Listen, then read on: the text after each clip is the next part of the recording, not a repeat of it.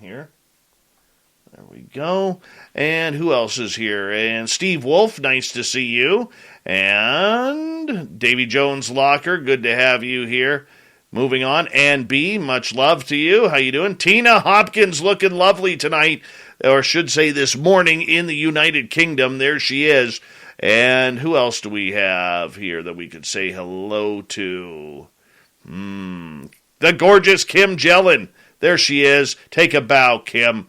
Take a bow. Now remember, the Super Chat is a wonderful way to support what we do on this show on a nightly basis, so thank you so much to everybody who does that. Hi, gorgeous Denise Duval and Harvey Greensman. How are you, man? Welcome back.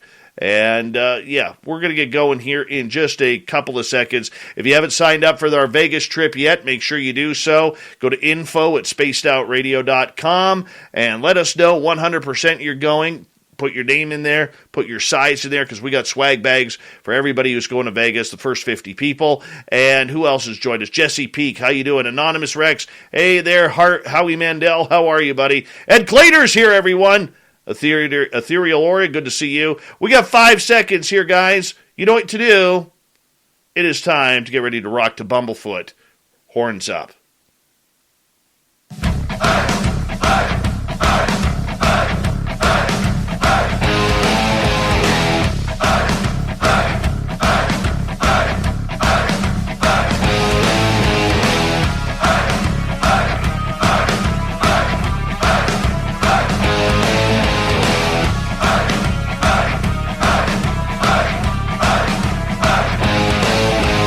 From the mountains of central British Columbia to you listening around the world, this, my friends, is Spaced Out Radio. I am your host, Dave Scott, sitting in the captain's chair of SOR headquarters. We welcome you to tonight's show on our terrestrial affiliates around North America, digitally on TalkStream Live, Revolution Radio, and KPNL. All of our archives are free by going to youtube.com/Spaced Out Radio. Do old Davey the favor, hit that subscribe button. You can follow us on Twitter @Spaced Out Radio, Instagram @Spaced Out Radio Show, and now on TikTok @Spaced Out Radio. Our website, spacedoutradio.com. We have a plethora of features for you. Rock out to Bumblefoot, read Shirky Poo's Newswire, and check out our swag as well. Tonight's show is brought to you by Chive Charities. Help make the world 10% happier by visiting Chive Charities today. You can find them on our website. Man, do we have a jam-packed night for you. Damien J. and Hoodoo Tall are here to talk about their documentary on the Bradshaw Ranch. Then in hour 3, Swamp Dweller's going to join us as we head to the swamp. John Hudson has a UFO report. Shirky Poo's got the news, and we've got the thought of the Dave as well. So a jam-packed night for all of us. Hoodoo Tall, after years of studying strange phenomena, has finally found a place to experience it for himself. It started as a personal journey for some understanding of what's real to gain a better perspective on life. When he started getting encounters on a regular basis, he felt that maybe he should be sharing the information. The Hoodoo Tall pseudonym is to keep people's attention on the information and not him as a person. He hopes to show anybody that they too can experience these phenomena if they go to the right places. And also joining us from this documentary is a good friend of mine from Las Vegas, Nevada, Damien J. Damien, it's a pleasure to have you here on Spaced Out Radio. We've known each other for like 6 years, and we've been talking about this, man, and we're finally here. How you doing? I'm great, Dave. Thank you for having us on the show. It's a pleasure to be here. I remember our first conversation. We talked about I think you told me something about Bigfoot back then. That was like 10 years ago now. Pretty close. It feels like 10 years. It looks like I've aged 10 years in the last few. But, it is absolutely phenomenal because I know, that we met through mutual friends down in Las Vegas. I mean, we've never met personally. I mean, this is outside of phone conversations. This is more personal than it's ever got. But I know you're going to be attending our Vegas party in Las Vegas, April 22nd to 24th, and that's going to be absolutely awesome as well. But you have always had a vested interest in strange phenomena that goes on. What led you down this path to eventually lead you to creating this documentary? I have had an interest in this for a long time. Actually, I remember some of my first books when I was a child.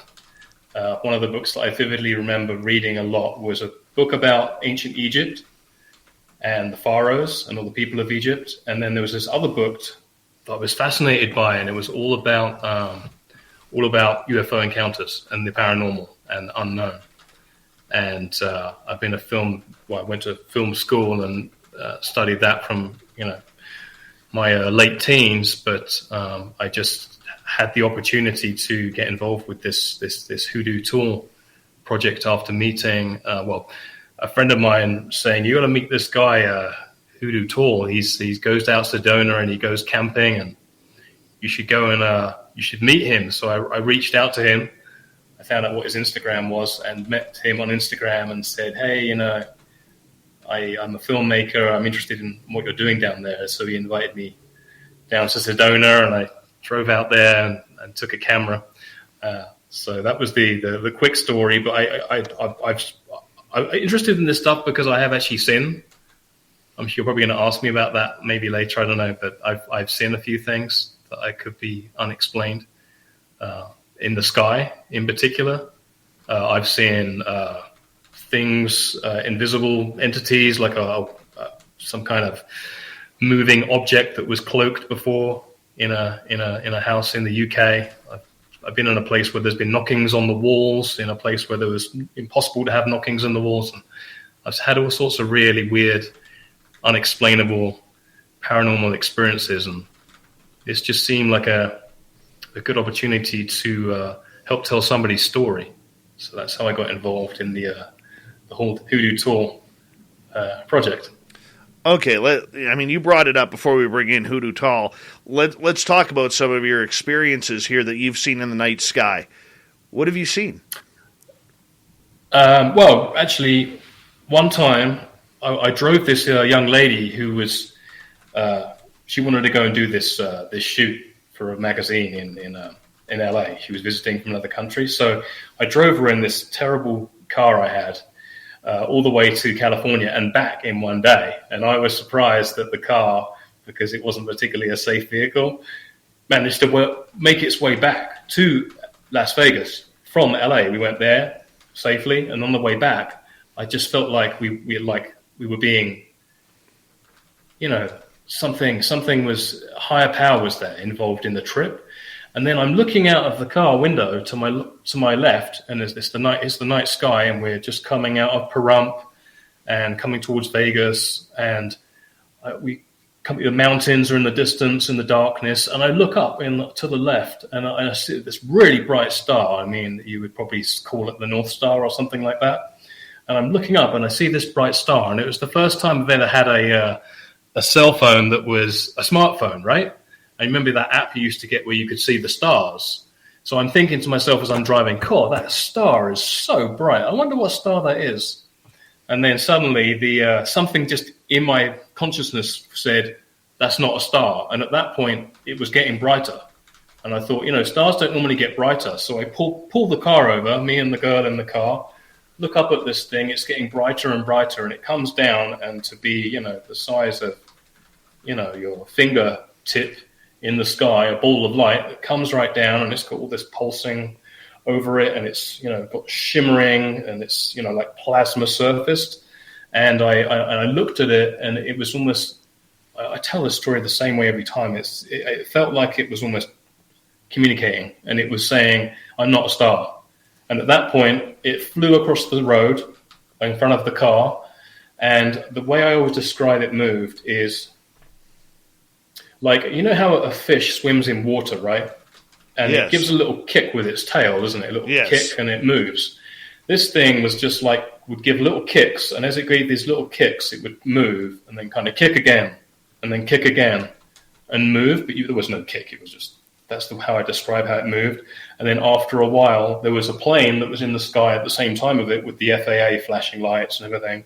And that plane just was heading towards Vegas. And then the object, the orb, whatever you call them, just decided to then cross our vehicle, and then went up behind the airplane, and then traced the airplane behind it really closely for a little while. And the whole time it was like it was communicating, I'm not a plane, am I? You can see me, I'm not a plane.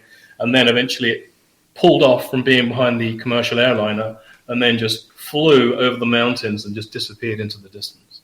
Wow. Well, yeah, I'll never forget it. It was the most exciting thing, literally, I think I've ever seen in my entire life.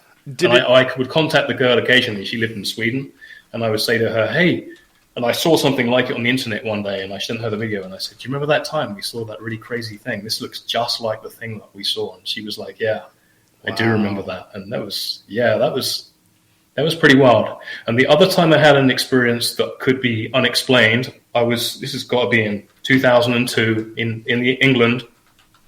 I'm sitting in bed with my girlfriend at the time, reading a book like this, just reading the book, and the cat's on the bed next to us, in between us, and she's sitting there, and I can't remember what she was doing, but we're sitting there in bed together.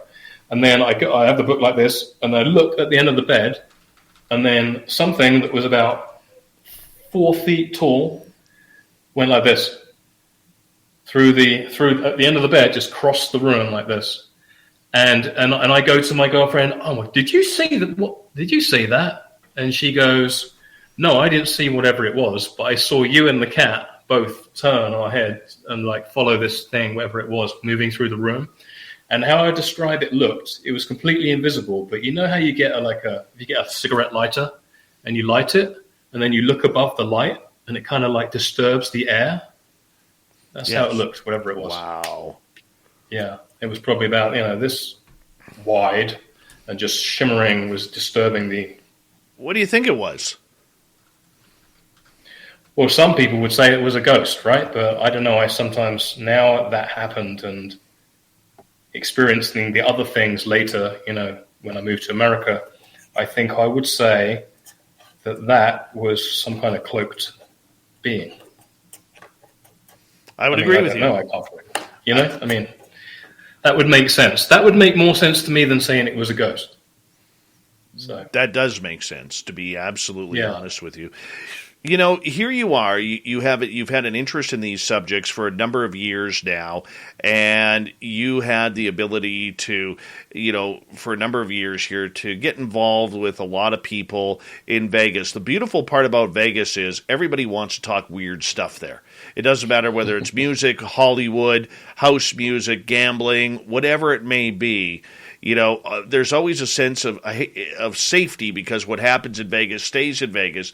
And through your contacts and everything, you've met some very interesting people over the years. And I'm not asking you to out any of them, because I don't think that's fair. But is that when your personal story really took off regarding having to learn more about the phenomena, was from many of the people whom you had the opportunity to speak with on a personal level? Well, because I've been interested in this, I used to spunk off college, right? And I would spend all day on YouTube when I lived in England, in my mum's basement, and I would just stare at YouTube videos for just hours and hours and hours, just looking at UFO footage. Like crazy. It was possessing. So you know what? When that happened, that one time that happened to me, I have to say, and I saw the object on that night drive back from California, I was relieved. You know what? I was so relieved, because I'd spent all those years and years and years looking at all this stuff, and I'd never seen anything myself. So it was almost like confirmation that you haven't completely wasted your time, because there is stuff, and here's the visual proof for you. And I have met some interesting people. I met Colonel Alexander, who did the research, because I wrote a screenplay about the Roswell crash. Yes. And met these government officials and stuff to do with that project. And I got to meet Colonel Alexander, because I said to him, hey, did you know that there was some technology recovered from the craft that not everybody's aware of? And he said, oh, no, I'm not. Because I said to him, everyone thinks the government got all the technology, but they didn't. And then he said, well, do you come and meet me, right? So anyway, I went and met him, and I told him about the Roswell story, that I was writing a screenplay, that I was instructed to write this screenplay about. And when I met him, he told me all about the Skinwalker Ranch. And that was amazing. Some of the things he told me about that were unbelievable. I tell you something that I've noticed isn't in a lot of the stories about the Skinwalker Ranch. They always talk about how this team, right? They were the military people and the scientists were all on the ranch, and they set up all of these cameras doing it for Bigelow, right? And when they were doing that, they had cameras that were pointing at cameras doing the research for the Skinwalker Ranch, right? He was telling me all about this. And he said one night, one of the cameras deactivated, right, Dave? And he went down to go and look at the camera that had been deactivated. And the cables for the cameras were actually contained, right? You couldn't just get to them. There was like guttering over them to protect them. And he said that whatever it was went over, tore the cables, tore the guttering off as well. And when they looked at the footage, you couldn't see anything was there. And then another thing he told me that was really wild about the Skinwalker Ranch, Colonel Alexander did on this meeting, this face-to-face. He told me that this is the story about the wolf that appeared. You probably heard about the wolf at Skinwalker Ranch that appeared, and it started attacking the cattle. And the ranch owner got his gun or shotgun or whatever, and shot this huge dog that was attacking. Well, this is the part that's missing from most of these stories that I've noticed about this. When they shot the wolf and it ran off, Colonel Alexander said when they looked where the wolf had been standing, when they shot the gun at the wolf, there was a chunk of its flesh that went flew off, right? Where the gun hit it. It landed on the ground, and then the wolf ran off. And when they came back, and when he came and looked where the chunk of flesh had fallen, the chunk of flesh had perished. Like immediately it turned to rotting flesh. Like, how wild is that? When he told me that, it made my hair stand on end. John Alexander, to me, and I've only ever interviewed him twice, but to me, he is the scariest dude that is out there, man. I mean, what he knows, if he were ever to release everything that he knows and has learned, this entire planet would be turned upside down. That's the effects that John Alexander could have. Yeah. He said some pretty interesting things. You know what else he told me? He said that one day the two teams were researching the Skinwalker Ranch, right? One team was up on the hill, the cliff they have that's nearby, the part of the small mountain or whatever it is. And then another team was down on the ground by the ranch. And he said the team that was on the top, they were looking down at the ranch, and they looked and they said an orange ball of light appeared in one of the fields, opened up into about a 15, 30 feet disc on the ground of light, like orange light. And then what looked like Bigfoot pulled itself out of the hole in the ground, the light, and then got up and just ran across the field. God, yeah, he said some pretty... Yeah, that was an exciting meeting. That was exciting. We've got about 6 minutes here before we got to go to break at the bottom of the hour. You have met this gentleman named Hoodoo Tall, who is with us tonight. And for his own reasons, he's chosen not to be on camera on our YouTube side, which is great with that. But, we'll have him on audio here momentarily. But tell us about Hoodoo Tall. Hoodoo Tall, he is very knowledgeable. He knows he's done a lot of research. Like, he used to go and hang out with John Lear and have all of these meetings with John Lear, and John Lear would share all of this information with him. I don't know how much he's going to talk about that, but I'm sure he might do if you ask him. He's like a tracker. He's like a what I would call a monster tracker. So he goes out to Sedona and he camps by this little stream, and then he finds all of these tracks. He's found like big, what looks like feet tracks from like a humanoid. He's found tracks that look like what I would call dinosaur tracks, maybe. He's found other tracks that look like something like God knows what it was. But he showed me them for himself. We were on the camping out. I mean, I'm thinking I'm going there with an open mind, right? Because I've seen a few things myself. And literally the first night on the camp, he's like, wait until sunset. And as soon as I got there was a weird vibe in the air. And literally on the first night, there's orbs flying over the camp. And one time he's like, oh, watch this. He gets out this laser, right, pointer, and the orbs that are flying over, you're thinking, they're just satellites. They're satellites. Any person, regular person, it's nothing. It's nothing. And then next thing you know, he gets out this laser pointer. He's like, watch this. Takes this laser pointer, blinks it at this orb thing that's flying over. Just looks like a satellite, right, or something. Just kind of big, though. And next thing you know, they're flashing back at him. And he goes, I'm like, oh, my God, let me get the camera out. Wait a second. He goes, where's the camera? Where's the camera? He goes, I couldn't ask them to do it again. I couldn't ask them to do that again. And they're flashing again, just on the sound of the voice. It was wild. So he takes me down to the BRADSHAW ranch. We go in the daytime first, which I was glad about, to be honest, because some of the things he told me were a little frightening. And that was a wacky place. It's a lot like the Skinwalker Ranch, right? But apparently it's much friendlier. There's a lot of scary stuff that happens at the old Skinwalker Ranch, isn't there? People getting scratches and weird, radiation burns and things. So, oh, come on. He says, "Oh no, it's good. It's safe. It's safe there." What's a little radiation between friends? You know what I'm saying? Right. But getting back to Mr. Hoodoo Tall here, of course, when we go into things, and we'll bring him in after the break at the bottom of the hour here, but when we go into who he is, why do you feel compelled to get to know him? What was about his story that made you want to take this further onto film? He just said, I'm going to. He started sending me these videos of these tracks. So he would send me videos of tracks that he was finding, and send me pictures of photos of UFOs that he was taking himself on time lapse, and would just send them over to me on instant messenger. And so I looked at it all and I thought, I want to go out and see this for myself. And he says, you're going to see some stuff. I promise. Come out, bring your camera.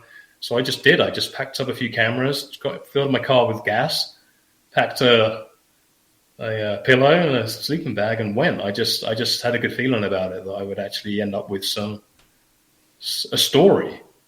And I followed him around for 3 days. I went out there twice, and I just had a good feeling about it, that it would be an interesting project. But it's something I was interested in anyway. And seeing as now, like I say in the trailer, now that they even one of the heads of NASA is admitting that UFOs are real, and what's happening with the Navy and the Air Force, and they're releasing all of this stuff now, I felt like it was a good time to put a film out like this. I mean, I think 10 years ago you would get laughed out the room for this sort of stuff, but I think it's becoming more acceptable. So that's why I thought, why not? We got 90 seconds here. For you, Damien, what did you learn about yourself in taking on this job, this project, and the entire process of jumping into this feet first? What did I learn about myself? Oh, I just learned that I'm just as open-minded as I thought I was, Did anything happen that you didn't expect to happen? Yes. On the last day, some pretty scary occurrence happened. Absolutely. Well, and I wasn't expecting that. Well, we got 45 seconds. Give us a tease before we go to break. Just very, very frightening sounds that I've never heard before near the camp. And as soon as I pulled out my camera and turned it on, Hoodoo Tall says, get your camera out. And I'm thinking, there's no way I'm going out of this tent with whatever's going on outside that tent. I am not sitting outside there. And he says, turn your camera on. So I literally turn the camera on, click it on, stops immediately. It's like they knew. And he said, I wasn't telling you to film it. I was just telling you that if you turn on your camera, whatever's happening is going to stop happening. Wow. Damien J is here on Spaced Out Radio tonight with his friend Hoodoo Tall. They have a new documentary about to come out on the BRADSHAW Ranch down in Sedona, Arizona. When we return, we'll introduce you to Hoodoo Tall and his amazing quest to learn about the high strangeness that this planet loves to hide, only here on Spaced Out Radio. So stay tuned. We got a great show for you tonight.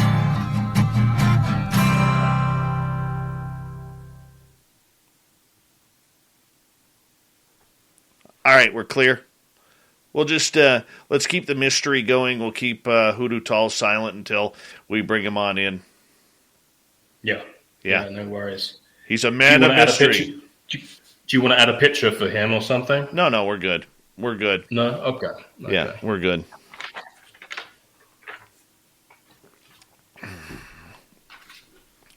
Oh, it's all good. Rich Hilke, Bim Jim, how are you? Oh, God, I got something caught in my teeth and I can't get it out. Pardon me for being rude right now, but, driving me nuts. Worse. How much time do we have? We have about 4.5 minutes.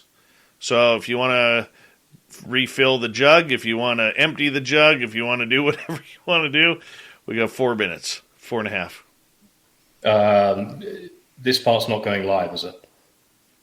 Yes, it is. Remember I said... Yes. Yeah. Okay. If there's something that you need to tell me, just type it out. Oh, basically, I have the Roswell symbols with me for the Roswell movie. Oh. And I could share those maybe. I'm thinking about it. I'm supposed to be sharing them apparently and telling people what they mean, but I thought this would be an opportunity for that. I don't know. Well, if you want to do it right now, we are live. Our audience would love to see them. Yeah, I can tell you. Yeah, well, there's this transfer at Roswell that happened, and apparently these symbols. Hold on, let me zoom in on you here. These symbols were the transfer symbols. Really? That's what was transferred at the Roswell crash. Bring it up a little bit. Bring it up a little bit more. Right there. Yeah. So those were on the craft? No, these were telepathically transferred to a official at the crash site, and that's what the other screenplay I've written is all about. These symbols and what they mean. Yeah. The first one here means pure soul. Yeah. This means consciousness. Right. And understanding. Yeah. Yeah. Universal behavior. Yeah. Man and woman. Yeah. Manifests into one, which I'm assuming means life. That makes sense. So these are apparently these called the B element of human soul. So this would be something to talk about now rather than on the radio side, because I'm not going to be able to show the symbols anyway. But yeah, so there's a movie all about these. So those are the apparent symbols that were transferred at the technology. It's wicked. Sacred transfer is cool. Yeah, I showed Hoodoo Tall those up on a mountain top, and I said, listen, there's these symbols that this screenplay I've written about. This is supposed to be a sci-fi movie, but it's based on this true story, apparently true story. And there's these symbols that were transferred, and I'm supposed to show them to people and tell them what they mean. It's supposed to be something I'm supposed to... Have you ever had a symbol transferred to you? No. But I went and met the guy that got the transfer directly via his father that was a military official that was at the recovery. Yeah. And one of the Greys apparently transferred it to the father, and then it was transferred to the son. Mm-hmm. And then I went and met the son face to face, and I said, apparently, this shaman told me that I'm supposed to meet you, and you're supposed to tell me what these mean. I already know what they mean, but you're supposed to tell me and show me the symbols. In physical. Apparently, it's important. That's what. Really? That's what came to me one night. Interesting. All in different colors. And then my good friend Nicole Sackich, a couple months after that, my good friend Nicole Sackich and I had the same download on the same night. And she's in Illinois. I'm in British Columbia. And we pretty much drew out, we were talking, she's like, my God, I got this symbol downloaded to me last night. I said, so did I. And we drew each other's out. We drew them out. And, she's in the chat room. There she is. And it was almost identical to each other. Isn't that interesting? And both of us picked out, Damon, Damien, sorry, there was this one area right at the bottom that I couldn't see. It was blurry to me. And then she goes, yeah, but I can't figure out what's in this bottom area right here because it was blurry to her too. It was the exact same bloody download. It was, I don't know what caused it or what have you, but it was pretty damn interesting. I'll get you to hold on right there. We're going to come back in 30 seconds here. And I want to say, I want to say a big thank you. Let's not talk about the symbols. Let's not talk about the symbols on the radio. No. Big thank you to Rex, Tim, Apollo, and FAP for the super chats. It's a wonderful way to support this show on a nightly basis. So thank you so much. Thank you to all our new subscribers. Give us a thumbs up or thumbs down, whatever you prefer. Here we go, everyone, with the second half hour right now.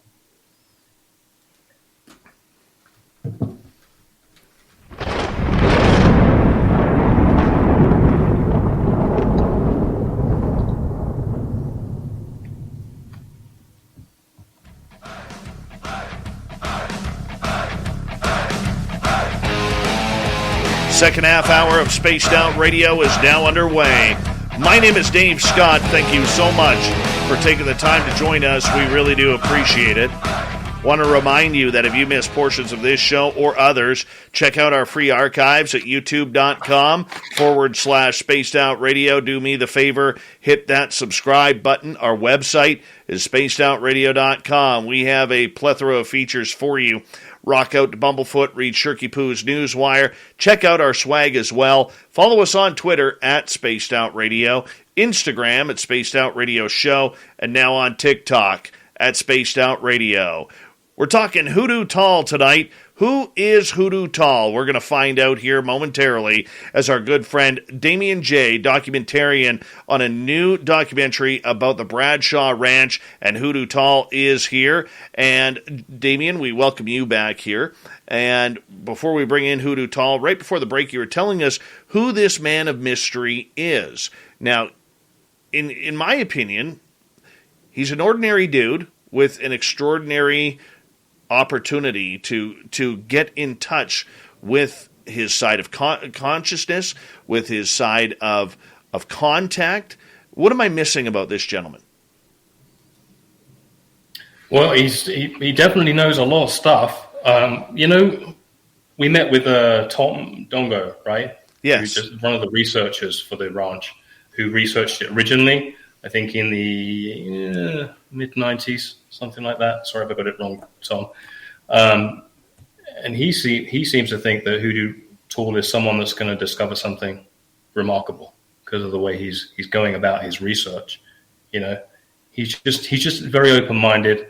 He has a good eye, and you know I don't know how he finds the tracks, to be honest.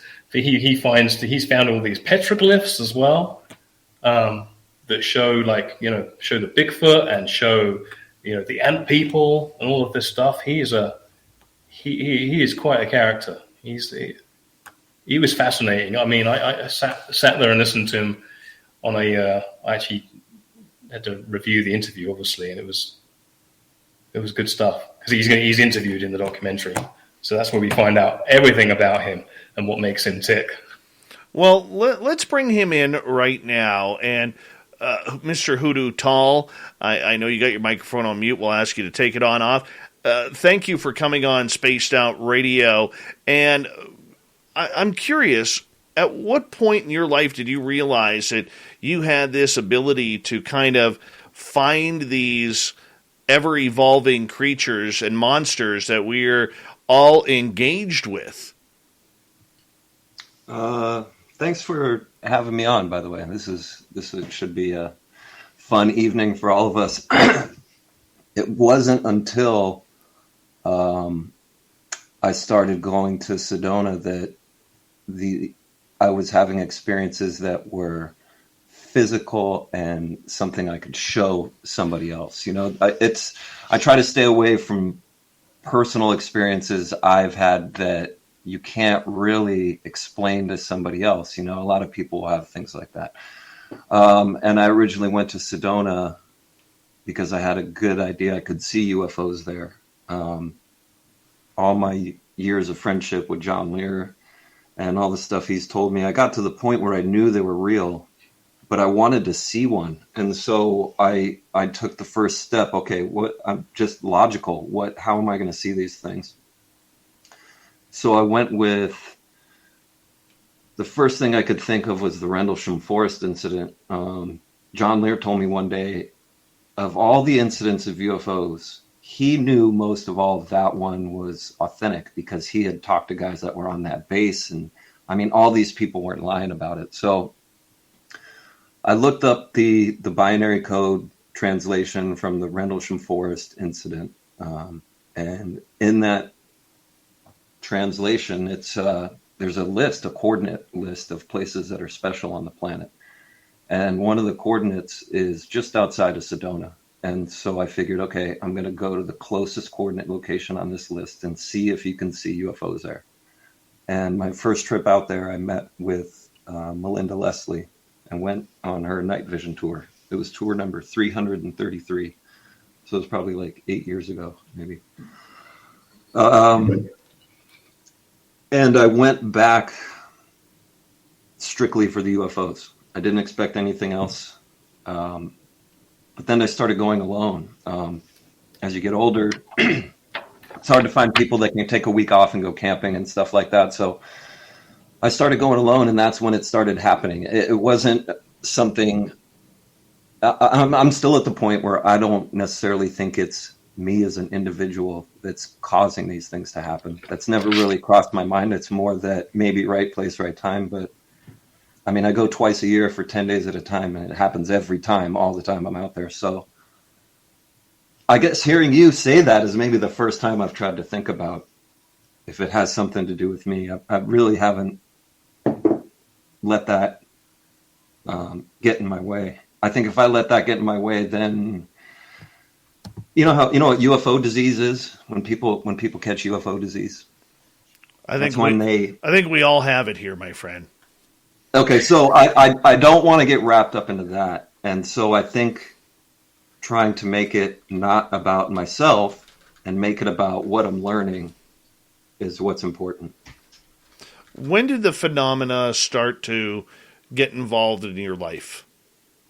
When I was 24 years old is when I had a first experience that I couldn't explain at all. I mean, I was always kind of open-minded and interested in many things, and witches, ghosts, Bigfoots, UFOs. I mean, it all was interesting to me. 24 years old, though, is when like 3 bizarre things happened to me that year. And what happened there? It's things at night, moving around my room. You know, I wore glasses then. I'd put my glasses in the same place every night, wake up, and they're, across the room or a different room. My pillow's gone in the other room. Just weird things like that. One night, I woke up in like a panic, and the sheets got pulled up over my head tight to where it pulled my head back.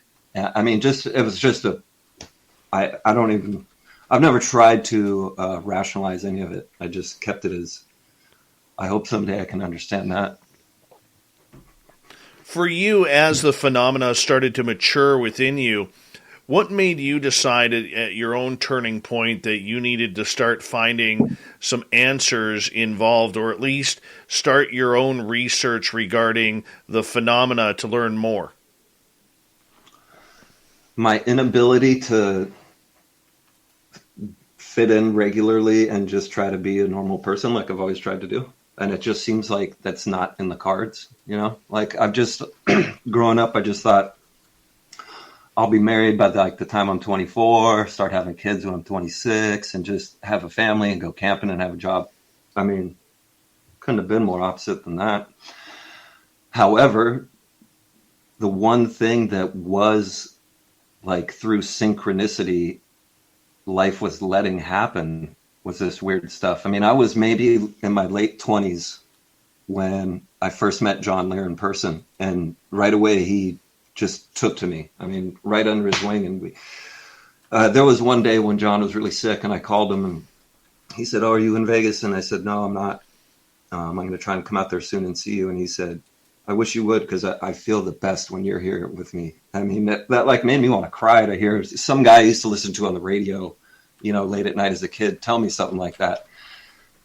And to me, it was like this subject was embracing me somewhat, and it was giving me, when I was walking forward, and it kept shining more light for me to walk further down the path. So I figured, I got to the point where Bigfoot showed up more often than my first dates. So I figured maybe I'm putting my energy into the wrong things, and maybe I should call somebody up and take them out there with me and see if it's just me, or is all this really as interesting as I find it. Were you led to Sedona, Arizona? What made you go there? Strictly the coordinate list from the Rendlesham Forest.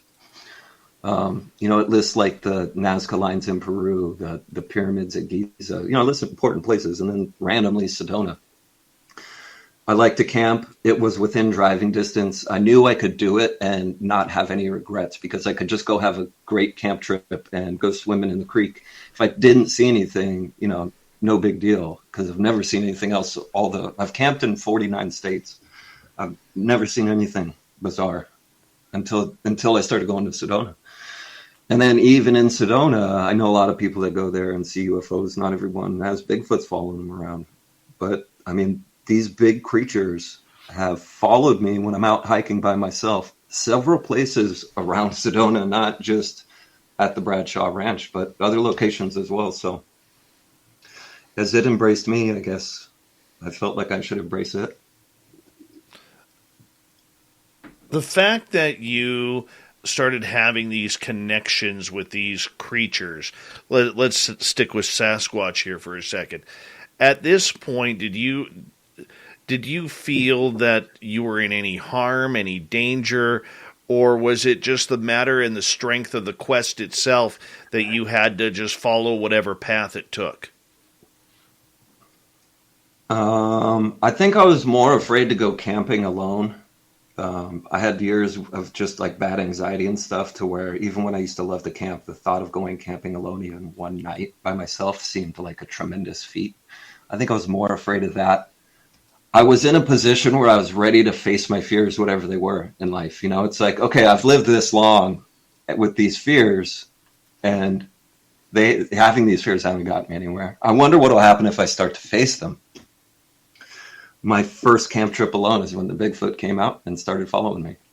And then I found a deer carcass by my campsite, where the deer, its rear leg had been broken by being twisted. I have pictures of the bone being twisted and almost in half. And I didn't know what to think of it. At first, I had no idea what to think of it all. I didn't think I'd see it again. That's for sure. But sure enough, the next time I go back, it's come directly through my campsite now multiple times, leaving footprints a couple times.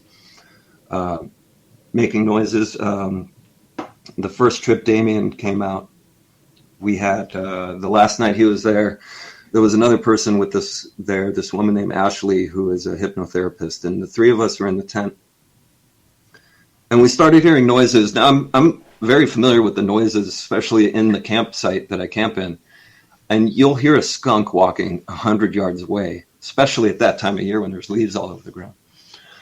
And so we're laying in the tent, and we start to hear something big with bass to it, like grunt, and all of us are awake at this after the first grunt. The two of them are spooked. They're, what is that? What is that?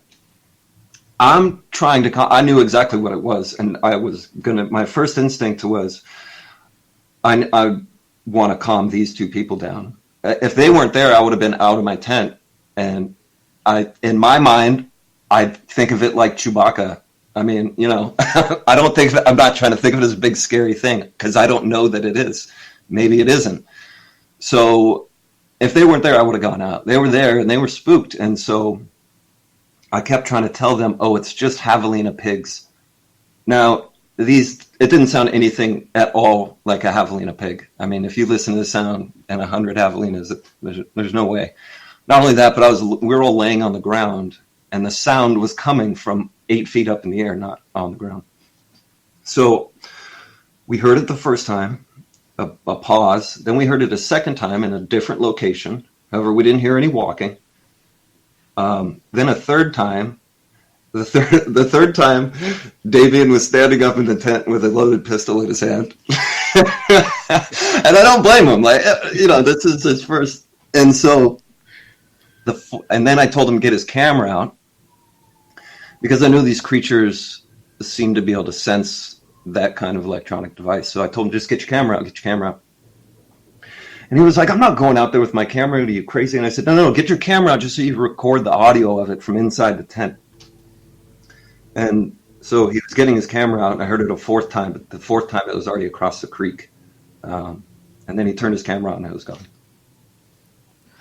Damien, what was that like? Terrifying. It's really scary. That was a scary noise, that's for sure. For people who have never been put in that situation, to be that close to grunting or something massive, it makes you feel extremely small. And that's not the biggest encounter I've had out there, too. If you want to talk about feeling small, I have a great reflection on that. Tell us. So the first time going to the Bradshaw Ranch at night, it was a few years back in October, and I'd been there during the day a bunch of times. I'd seen all the tracks, and I'm like, okay, there's things here, but in order to see these things, I'm going to need to come here at night. And so I had 2 friends with me who go camping a lot. We've camped a bunch of times. They're in their late 30s, they're 2 brothers. And so I took them out. We went on the UFO tour with Melinda. We're driving back to the campsite, and I was like, hey, it's like 10, 11 o'clock. Let's peel out to the ranch right now. I was like, there's no way that anything's going to happen. Like, we're just going to go. There's nothing to be afraid of. I couldn't have called it worse. We get out there, and I tell them, here's a red light flashlight. We're going in dark. Cell phones on airplane mode. If you're going to take it, you get a red flashlight. We have one white light, and we're only going to use that if we need it.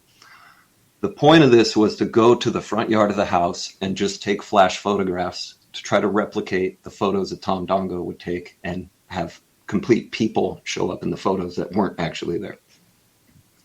And I had a Polaroid. So I walk these guys down to the front yard. I go to the front there. I leave them kind of in the dirt road there, and I walk over the grass, and I take the first Polaroid picture. And the only thing I hear is the mechanical sound of the Polaroid. Ka-ching. And after I take it, my 2 friends are losing their minds. Did you hear that? Did you hear that? Did you hear that? And I was like, the Polaroid? And then, no. Over there. Turn the light on. I was like, I got to take more. And then I heard it the second time.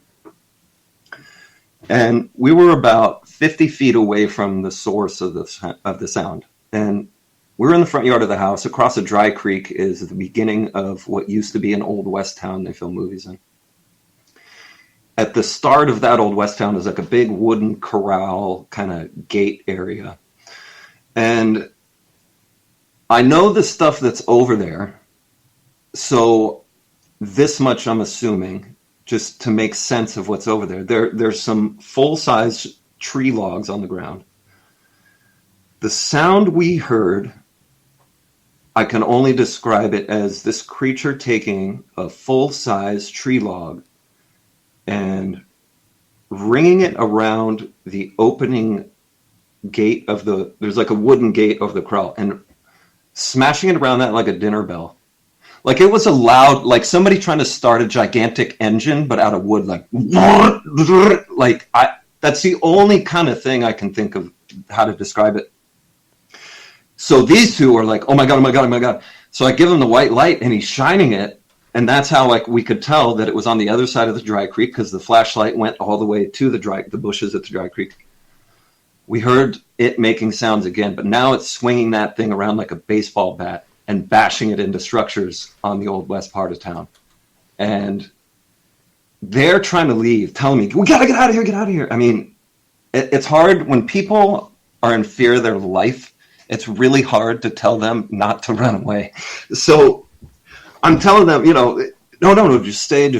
Well, we heard it 4 times make these giant bashing sounds, and that was about enough for them. And I said, okay, we can go. In the ruckus, me and one of the guys also heard a thundering stampede of horses, thundering. The third guy didn't hear it, he said. However, in between the smashing of the tree log, there was a thundering herd of animals circling around us. And I told him, tomorrow it'll be really easy to find that. Do you know what a herd does to ground? Like, that'll be super easy to see. And then after it made the last wood crashing sound, I saw its eyes looking at us and then turn away. And its eyes were 15 to 20 feet off the ground. So I can't say it was a Bigfoot type creature or anything like that, because I didn't see its body. That's taller than they usually are reported to be. However, who knows? But we felt the size of ants. And they won't go back to the ranch with me ever again. And I wanted to go back the next night. Melinda Leslie said, "I'll take the night vision. Let's go to the ranch with night vision." And we're not going. We're not going. So then now I really have to go out there by myself. Come on, Damien. Come on. No, Damien goes. I'm not talking. Okay. It wasn't Damien. That was not Damien. Yeah, I would have gone. I would have totally gone. I'm not going to lie. I keep going back. I keep going back to see it. We got 3 minutes to go here before we have to go to break at the top of the hour. I would like to say that. So when I told him I wanted to film all this, originally I asked him not to put me in it. I was like, we don't need to put me in this, right? He's like, no, we absolutely need to put you in it. And so, we decided to use a name to kind of just keep the focus on the information of the movie. But since he did put me in it, if you want for the next segment, we can turn the camera on. Oh, well, hey, if you feel comfortable, we can do it. That's for sure. I want to ask you, what makes the Bradshaw Ranch so special, Hoodoo Tall? That's why I keep going there, to try to find out. To what makes it special to me is its reliability with this phenomenon. And it's nothing there has been hurt or mutilated. No people or animals have ever been harmed in any way. So that's why I don't feel afraid to go out there. I'm afraid of some of the terrestrial predators that can pop up out there. There's big cats and stuff like that. But other than that, the history of the place, how much of it's happened, their ability to photograph it blew my mind. One night, Linda Bradshaw, in the front yard of the house, in the night sky, a giant white rectangle appeared in the sky, and it was showing a scene from another place. And she photographed it and has photographs of this thing. I'd never seen another place that had so much phenomenon happening, so many photographs of video to support it. And I had never heard about it until I was researching Sedona. So for our audience who may not be familiar with the Bradshaw Ranch, what is this all about, this place?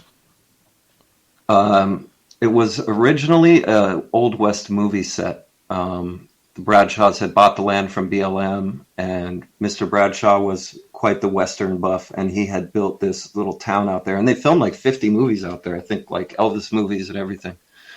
Over the years, it turned into more of a place to be. And then the family, it was passed down through the family to Linda Bradshaw, who was the last owner of it.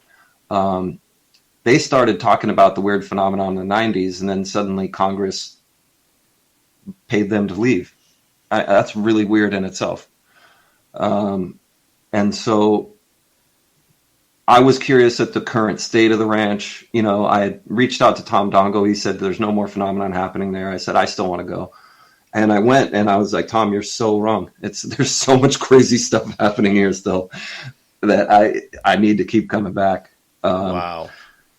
I think a lot of the ranch was burned down at one point, the old West town, because there's really not much left of that. There's a couple little buildings, but. Hoodoo Tall, I'm going to get you to hold on right there with Damien J. and their new documentary, Hoodoo Tall, all about what is happening with the phenomena at the Bradshaw Ranch just outside Sedona, Arizona. What is with that place? Why is it so weird? What kind of happenings are going on at the Bradshaw Ranch and with Hoodoo Tall? Is he calling it in? We'll find out in hour 2 of Spaced Out Radio next.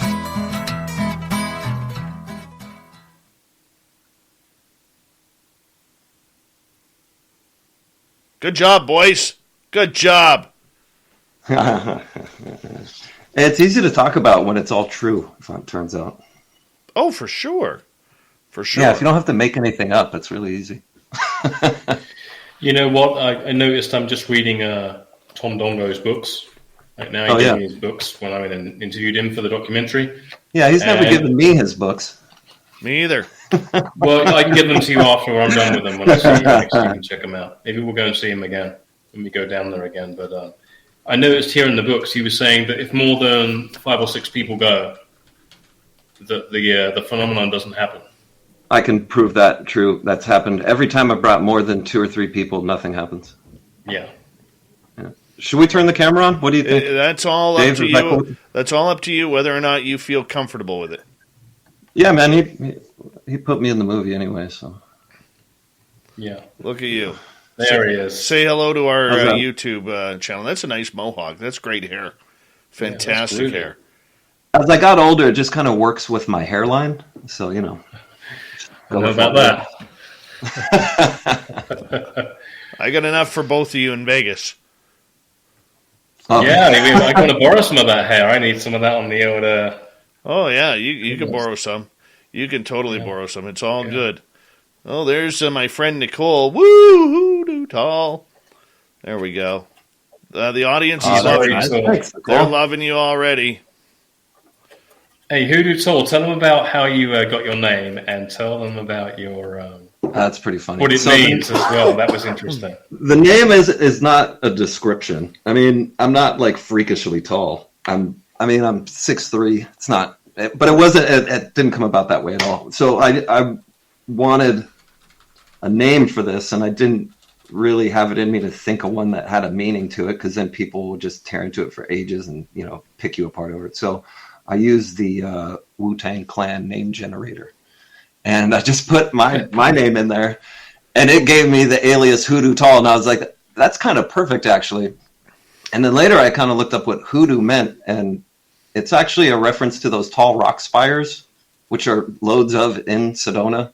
And there's like a mountain, and then there's like a few spires sticking off to the side of it.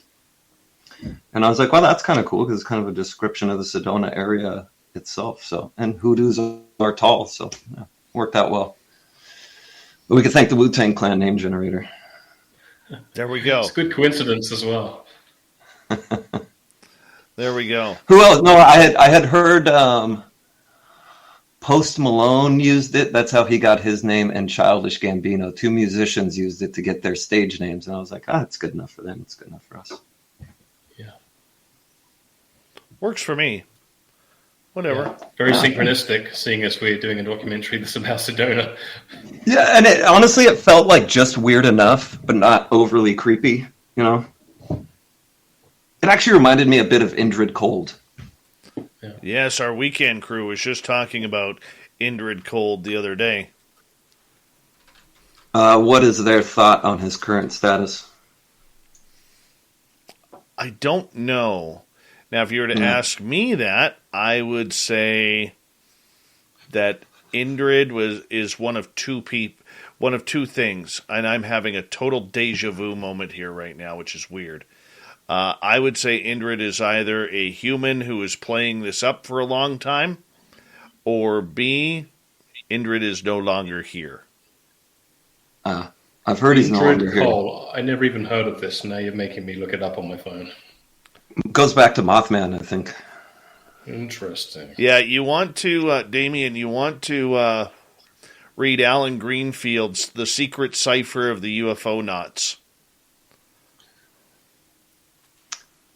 Yeah, that has Terry Wrist in it. Yeah. It's an interesting guy. Yeah. Cipher. There's a lot of interesting stuff about that. Interesting. Super Cyber with the... That's this Ingrid Cole? Indrid. Ingrid Cole. Indrid. Yeah. Indrid. Interesting. Yeah. I'll have to check this out. He's like the bad version of Valiant Thor. Oh, really? I think that's a fair assessment. Interesting. Kind of interesting way to put it. Yeah. Yeah. We got 90 seconds, guys.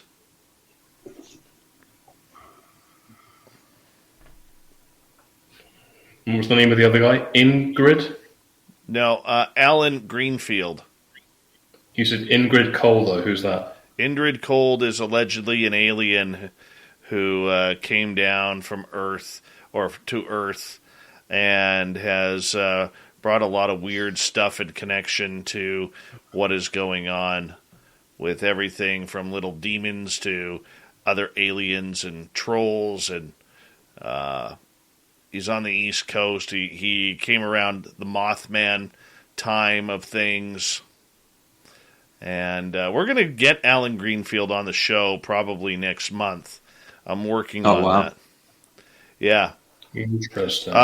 This research this guy. This symbol that I showed you, that happened.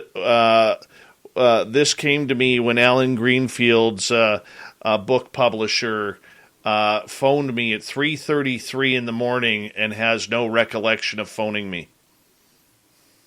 Wow. Yeah.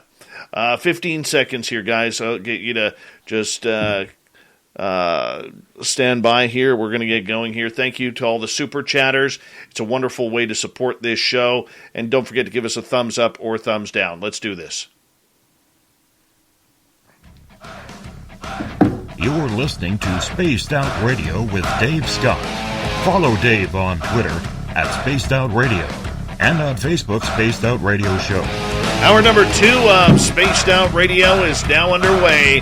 My name is Dave Scott. Thank you so much for taking the time to join us. We really do appreciate earning your listening ears wherever you are on this beautiful planet we call Earth.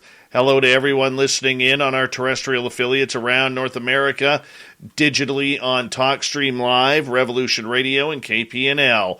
All of our archives are free. Go to youtube.com/Spaced Out Radio. Just do old Davey the favor.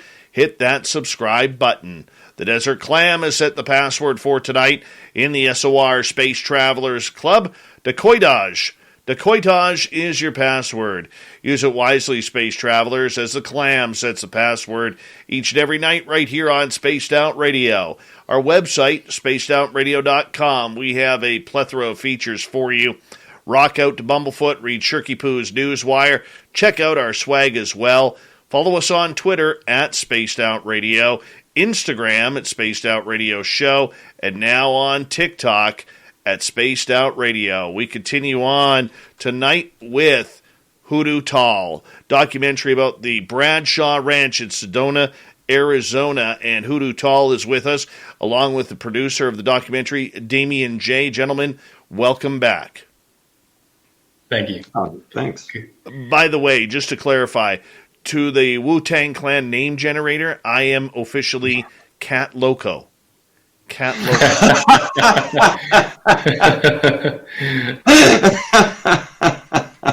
Well, that's what we'll call you from now on. That's it. You're never going to live that down. That's it. That's it. Yeah. Apparently, there's another. There's some moron here who comes into my studio every now and again, named El Ovni Volador. He's a lucha libre who comes on in here and he takes over the studio. Him and I have got violent every now and again, you know. But you don't want to mess with El Ovni Volador either. Yeah, it doesn't sound like it. No. Translated English, the flying UFO. So, he's a weirdo. Don't like him. Don't like him whatsoever. But let's continue on with the Bradshaw Ranch here, because right before the break you said something interesting, that the government paid or the Bradshaw family money to basically get off their own ranch. When did this happen? I believe the 90s. And that's what the article that, I saw a photograph of said. I've even asked Tom Dongo, who's known the Bradshaws personally, and the whole thing seems like a bit of a gray area. Like, did they owe some money on it or something? But I mean, the fact is that they were given money to leave the property. And now when you go there, there's a fence, the worst fence you've ever seen. It's just like a straight line. It doesn't go around the ranch. There's just like a fence along the road. And there's a sign that says the Bradshaw Ranch, and it's leased to the University of Arizona for agricultural study. Correct. And so it's owned. I mean, it's not just on regular BLM land, like all the land around it. When you go there, it seems as if it's definitely owned as a separate piece of land still. Wow. So is the government doing anything there like what we see happening at Skinwalker Ranch? Nothing. The only thing I've seen happen out there is the grass in the field has been mowed, like probably for fire hazard. Other than that, I haven't seen any activity. I've never even seen another person out there poking around all the times I've been out there. Even back when Tom Dongo and when Linda Bradshaw lived on the ranch, early 90s, and Tom was out there all the time with her, they were even trying to contact the people at the Gorman Ranch, the Skinwalker Ranch, and telling them, hey, this stuff is happening here too. And they just get no replies. Nobody would ever get back to them. So the efforts were just kind of wasted, and they were left on to themselves to do all the research they could do with what, cameras they had there and things like that. So they were so limited. But they did try, they tried to get some attention to the place and get some help. You have my entire chat room now going to the Wu-Tang Clan name change. Yeah. Yeah. Everybody's username is going to change now. Yeah, no kidding. No kidding. That's what we're saying. So, I mean, the idea that there is all this high strangeness happening there, I know you're friends with Melinda Leslie, much like we are on this show, and I love Melinda. And one of the things she believes is that there are these strange portals that are all around Sedona where all of this mystifying stuff can happen, from UFO sightings, that's where they enter from wherever they're coming from, to Sasquatch, to other types of creatures. What's your thoughts on that? There is, to me, you couldn't, nobody could tell me that Sedona is not a special place. It's just, it has to be. Now, to try to make it specific and for me to describe why it's special doesn't make sense. I don't have the knowledge base, I guess, to do that. I'm just a regular person who's going out and putting like boots on the ground until I can experience enough to collectively understand it from my own experiences. So there are all these vortexes out there people talk about. Linda Bradshaw on her property, if I remember correctly, saw a circular portal open up and a Bigfoot come out of it and the portal close. So the concept of portals existing around that place where all that weird stuff is happening and these things coming in and out of there makes more sense to me than these things being of terrestrial origin. They don't seem to be native here. Like the Bigfoots can walk through walls. On the ranch one night, there was a small room that was boarded up, and they heard the Bigfoot in there, and they knew it was in there, and they waited until after it was gone, and they opened up the board, and they looked in, and the Bigfoot had sat on the ground, and it had taken a big jug of Fireball candies, and had unscrewed the lid and sat there and eaten like hundreds of these Fireball candies. And so Tom has this photograph inside the room. He has a photograph of the crime scene of this Bigfoot. But there were no ways in and out of that room. So this creature walked through walls, sat in there, and then walked through walls again to leave. And so I don't think they're a big monkey we didn't discover yet. To me, that doesn't make any sense. I think that whatever it is about Sedona, and I also heard that there's like a 3-mile vein of quartz crystal under the ground in Sedona. Then you have mountains that are made of iron. That's why they're red, because it's all rusty. And you have underground water, movement of water there. So you have all of these elements that I don't know, but to me, that sounds like a source of energy. If you have iron, quartz, crystal, and running water. I did hear one person say maybe that energy created just the earth there creates an energy that goes up into the sky and would actually be pulling down on the Van Allen belt energy. So maybe it makes like a dip in our radiation or something. Maybe there is some way that the craft they use know the location somehow from something we don't understand yet. Do you believe that land is cursed, as Denise believes that natives will tell you it is cursed land there? It depends on what your definition of cursed is. I mean, that's, people say it's cursed because there's big creatures walking around it, then 100% it's cursed. But if they've never hurt anything, they've never caused any damage that's lasted. Like, we heard it make damage, but the next day it's not damaged. So, yeah, if your idea of cursed is the existence of big creatures that you would be afraid of if you ran into them in the middle of the night, then 100% it's cursed. But I mean, it doesn't make me afraid of it. I mean, to me, cursed is something that has inherent evil about it. That's cursed to me. I don't feel that presence on the ranch. Okay, I want to ask you this. You mentioned earlier that a lot of this happenings starts at dusk. What makes dusk so intriguing for the elements to all of a sudden come out and play? With the UFOs, I think it is the way that the setting sun has just gone beyond the visible horizon. However, it's still reflecting light up into the sky above us. So things that don't ordinarily generate light can be reflecting sunlight, even though it's dark where we're standing. Miles and miles above us, objects will still be hit by sunlight. So there's like a good 2 hours after dusk where things that, even craft that wouldn't ordinarily emit light, you'll still be able to see them. With the night vision, with Melinda's night vision, the worst tour I've ever been on with her, we went out with a full moon, so you couldn't really see much. The moon was so bright. We still saw like maybe 15 of them. And that was really slow, 2 hours. I've been out with her for 2 hours where you see 80 to 100 of them. I mean, you see them flying by in formations. I've been on her tour. The 9th tour I went on with her was when we saw a physical object flying over our heads, a physical craft. And you could see it when you had the night vision goggles on. You could see the craft fly over your head, and you could see that it was bending light around it, like the movie Predators, like how its armor bends light around it. This craft was doing that. Now, when you took the night vision down, it was completely invisible. You could see the stars behind it. It looked like there was absolutely nothing above your head.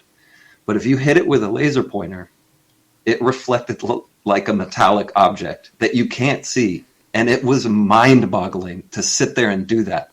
And that craft came over our head probably 7 or 8 times when we were out there. It was one of the craziest. That's why I encourage people to go on our tour.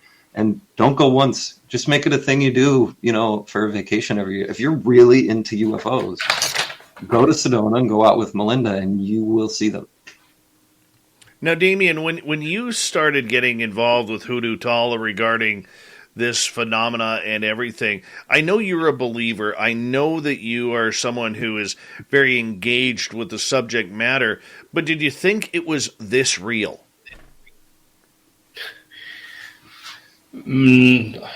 Well, kind of, because Hoodoo Tall showed me some videos showing that something was going on there.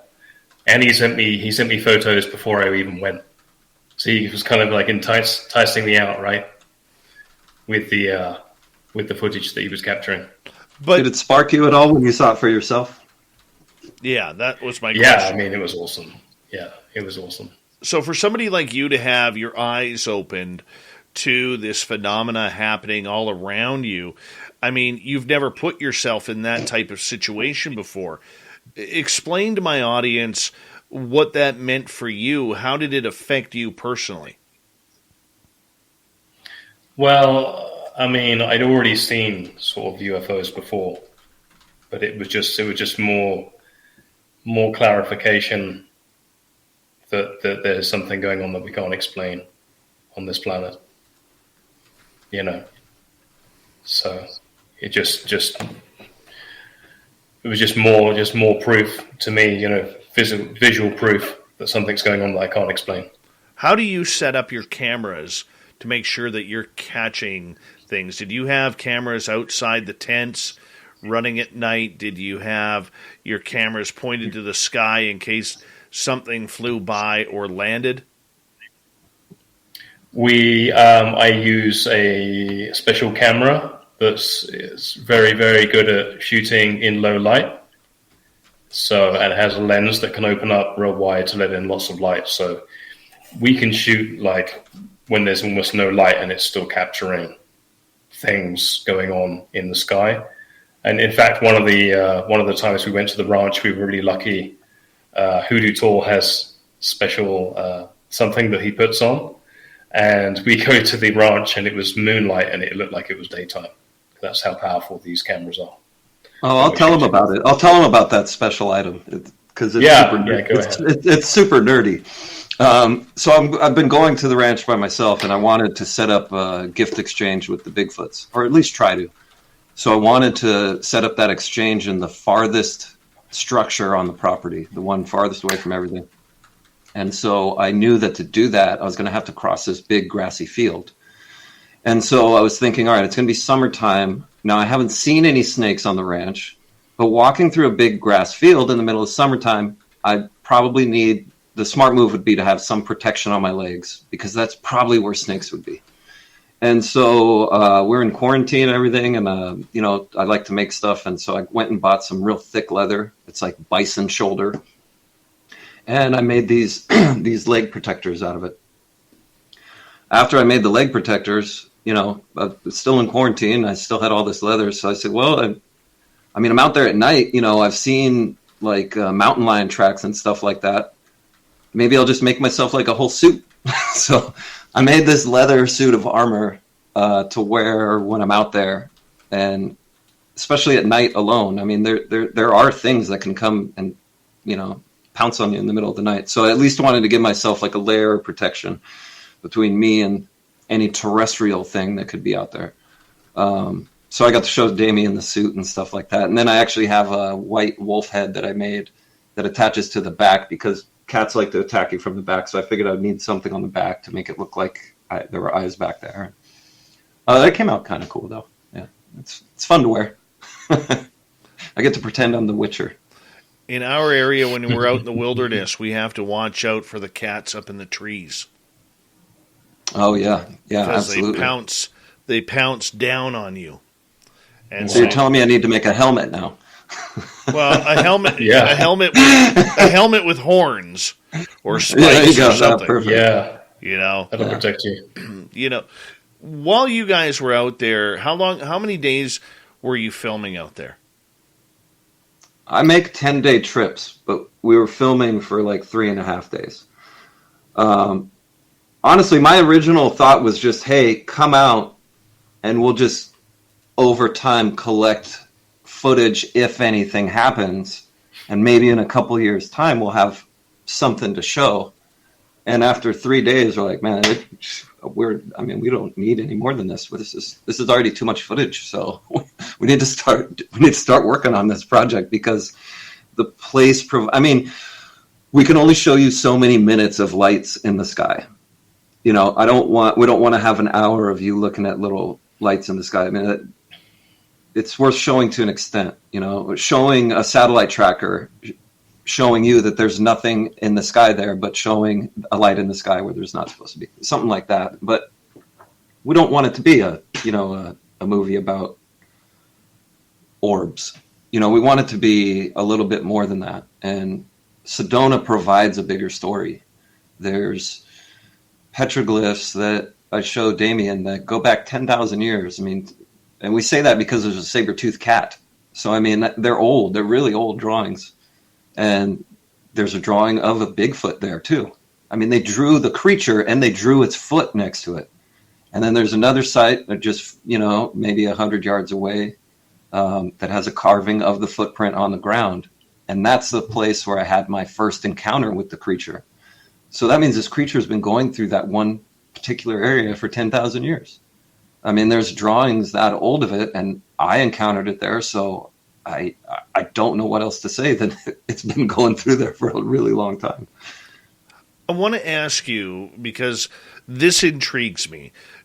In the cryptid world, we're getting more and more reports of so-called dinosaurs, little Tyrannosaurus rexes, little raptor-like beings. And yet, in your search for footprints, you have found dinosaur-like prints. And we're not talking prints that are millions of years old here. We're talking fresh prints. Explain this to us. So there's one particular part of the ranch that's a bit away from the house, and there's like this old round corral over there.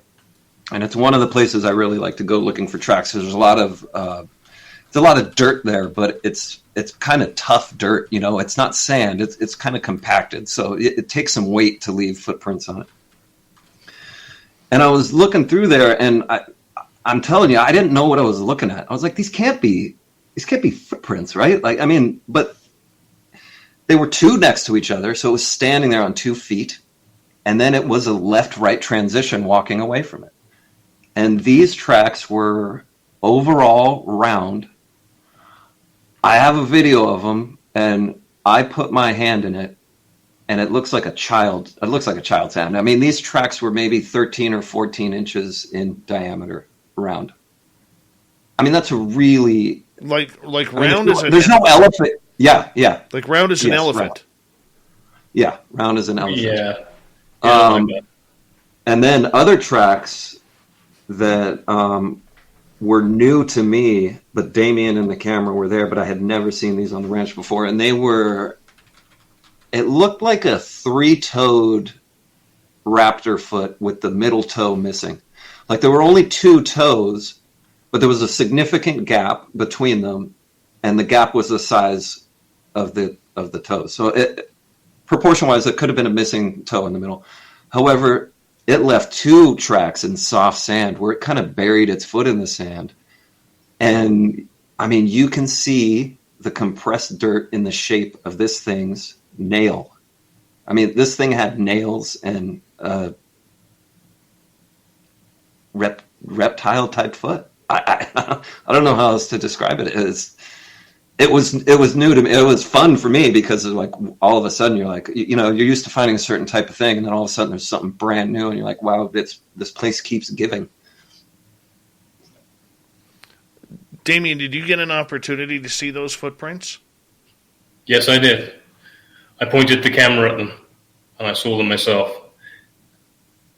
He showed me a video of the day before, I think it was, and we went back to see them, and they were still there. Well, not only that, so the day before I'd only had found one of those tracks, and then when I went back with him, we found more of them around on the other side of the kind of where the dirt was. So then now I really know it's footprints. Finding one is something, but when you find multiple of them, now you're talking feet moving around and something walking. It's not an anomalous mark on the ground. Right. And pardon my ignorance, gentlemen, but you are qualified enough, Hoodoo Tall, to know the difference between a footprint that is relatively fresh compared to something that's maybe stayed in the ground for a few thousand years. These tracks the dinosaur tracks when I found them were probably like a week old because there were raindrops on them, and it hadn't rained for a couple days since when I was there. 100%.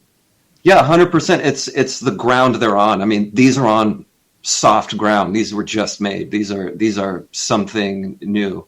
There are a set of tracks up on the Bradshaw Hill that I found that might be there for years to come because the ground up there is red dirt full of like rocks, maybe like the size of like a silver dollar, like a couple inches. And it's completely peppered with these rocks. Well, something walked through there, and when it walked through, it pushed the rocks down because it was so heavy. And then over the next couple of weeks or whatever, those holes filled in with silt. So by the time I found them, it's these big open patches, and you dig down, the rocks have been pushed down. Hoodoo Tall, Damien J. Hoodoo Tall documentary on the high strangeness of the Bradshaw Ranch in Sedona, Arizona. Oh, this one's making us all want to travel to northern Arizona right now, isn't it? Spaced Out Radio continues right after this.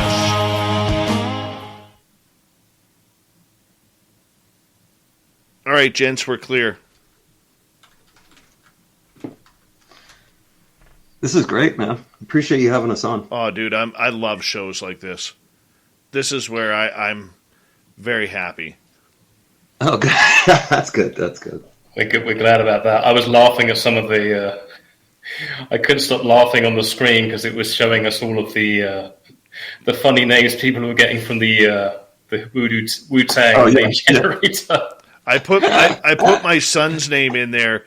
He's Freebooter Brave. Oh my God. Freebooter Brave. I did mine. Oh, you know what?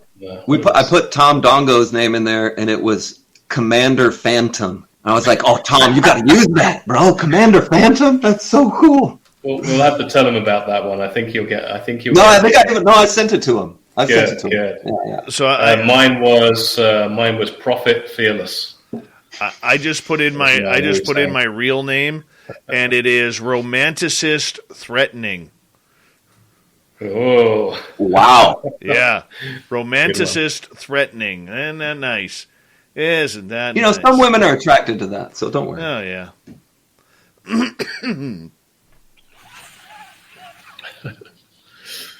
Let's see what the Michael Leger is. Hold on, Michael. We'll get you. Michael Leger. I might go and put the kettle on really quickly. Yeah. Michael Leger, you are Creator Rational. Creator Rational. What a sensible person.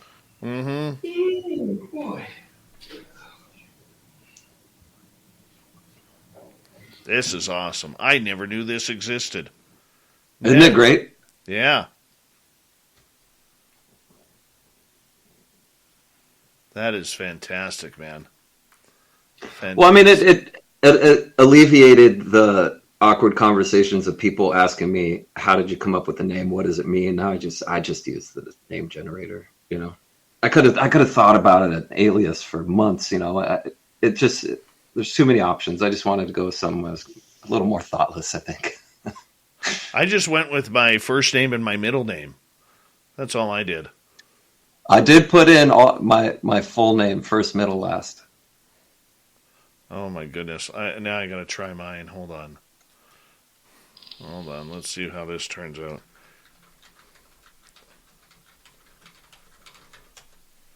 Panthera erratic. Whoa, you sound like like you make house music or something. Yeah, no kidding. Might go see you in concert with a name like that. Right. Oh, let's see here. So we have you guys for another 30 minutes here. Hello, gorgeous Candy Romero from Vegas. She is going to Vegas, to the Vegas party. Why not? She lives in Vegas. Look forward to it. If you want to go to Vegas and join us April 22nd to 24th, we would greatly appreciate seeing all of you there. We're going to put on a live show, guys, at the Golden Nugget on Saturday the 23rd, and we're going to have some special guests there for all of you to hang on out with. And before that, though, I'm going to show you guys this, because this is kind of cool right here. Both Lynn Wallington and I will be speaking at UFOCon 2022, March 25th, 26th, 27th in San Francisco, California. If you want to get your tickets, just go to UFOCon2022.com and hang on out with us. We would really appreciate that. Really appreciate you coming on in, hanging out with sweet Linny Pie and I, And you know what? It is a great event. 15 speakers, including, who's in there so far? Alan Steinfeld, Paul Hynek, Misha Johnson, Robert Perala, Jesus Payan Jr., Matthew DeRuin. Of course, we have Lynn effing Wallington, who is going to be there. So I highly suggest that all of you guys, if you can't make Vegas, but you can make San Francisco, come hang out with us. Hello, gorgeous Rose Demarais. How are you? Icarus, nice to see you. And who else has joined us late here? That's it.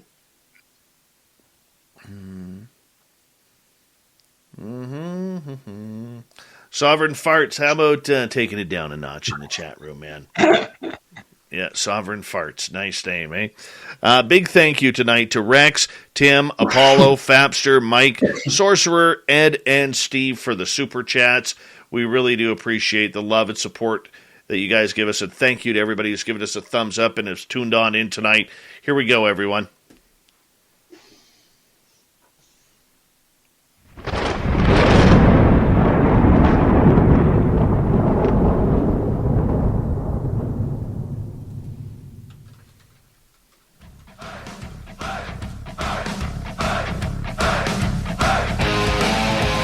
We pass the halfway point of Spaced Out Radio tonight.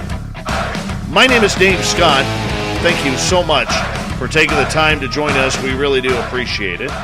Well, want to remind you that if you miss portions of this show or others, check out our free archives by going to youtube.com/Spaced Out Radio. Do old Davey the favor, hit that subscribe button. Our website is spacedoutradio.com. We have a plethora of features for you. Rock out to Bumblefoot, read Shirky Poo's Newswire. Check out our swag as well. Follow us on Twitter at Spaced Out Radio, Instagram at Spaced Out Radio Show, and now on TikTok at Spaced Out Radio. For the final time tonight, Damien J., Hoodoo Tall, both gentlemen here talking about a new documentary called Hoodoo Tall, which is Hoodoo's Adventures into Sedona, Arizona, and the Bradshaw Ranch. And right before the break, we were talking about potential dinosaur prints in Sedona. Yes, dinosaur prints. I don't understand it, but I love this, man. I do. I mean, there's even one more story about that that really hasn't been told much because when I go out there now, Tom Dongo and I have become pretty good friends, and so I go into town and we sit down and have breakfast usually one morning when I'm out there. And I was asking his advice, as I pursued the ranch and this kind of thing. And his advice was, you're fine there. Just don't go to Sycamore Canyon at night and don't go there alone. And I take his advice, and I asked him why, and he started telling me about some weird things out there. However, he said that him and about 4 or 5 other people went out there during the day. They parked their car and they were standing out there and they watched for several minutes a pterodactyl flying in the sky. And I mean, Tom is a knowledgeable guy. Tom knows what he's looking at. He's not someone that embellishes a story. So for him to say he saw a pterodactyl flying around, I mean, I have every reason to believe him. But to me, that's incredible. Like, now I want to go to Sycamore Canyon and try to see pterodactyl. But, it's... But they've also seen dinosaurs on the ranch, big and small. So, and the footprints back up the stories, which is the craziest part of it all. That there's physical evidence left behind from all these things that my whole life people told me aren't real. These dinosaur tracks, do you think they are popping in and out of dimension, or that they are still alive on this plane? No. I don't think it's a surviving species of dinosaur at all. I think that whatever is causing the phenomenon on the ranch property kind of seems like a bubble over the place where just lots of weird stuff happens. So I like when things happen there, it doesn't even really freak me out anymore to hear something new, because it just seems like there's something about this piece of land where these type of things happen. And if you go in closed-minded, if you go in only looking for a Bigfoot footprint, you're going to miss so much because there's so many other strange things happening there. And so, no, I don't think any of the footprints we're finding have been left by a surviving unknown species. I think that they are things coming and going that we can't understand. Linda Bradshaw, Tom Dongo told me when I interviewed him about the dinosaur stuff that was going on there, and he said that Linda Bradshaw one time was apparently upset because she couldn't get hold of him. They were on the property together. She couldn't find him, and eventually she came across him, and apparently she said that she was shouting his name because she'd seen a pair of dinosaurs on the property. Oh yeah, like maybe 8-foot tall brontosauruses or something like that. Yeah, something like that. And she was apparently saying, "Oh, Tom, where are you? Come over here." And then she found him. Where were you? Like, I was shouting your name. You couldn't hear me. And he's like, "I didn't hear you at all." I was like, wasn't that far away. The place is relatively quiet. If you shouted someone's name, you would hear them for, 200 feet, or more. I don't know. What kind of dinosaurs are being seen there? I mean, you mentioned pterodactyls in the air. There's ones almost, I would assume, like a brontosaurus or something, maybe not that big, but leaving elephant type of prints. I mean, this is what else is being seen there? Yeah, one of the things Tom said that it wasn't seen by him, it was seen by a few other people on the ranch, where they saw the bodies of large dinosaurs like that would leave the tracks I had seen. However, they didn't see their heads. They saw just like the back halves of them going away from them into some trees. And so they couldn't see what the heads of them looked like. But they said, no, I mean, we just watched these dinosaurs walk through. If I remember correctly, I think the ones Linda Bradshaw saw were long neck brontosaurus types, but were only like 8 feet tall or something like that.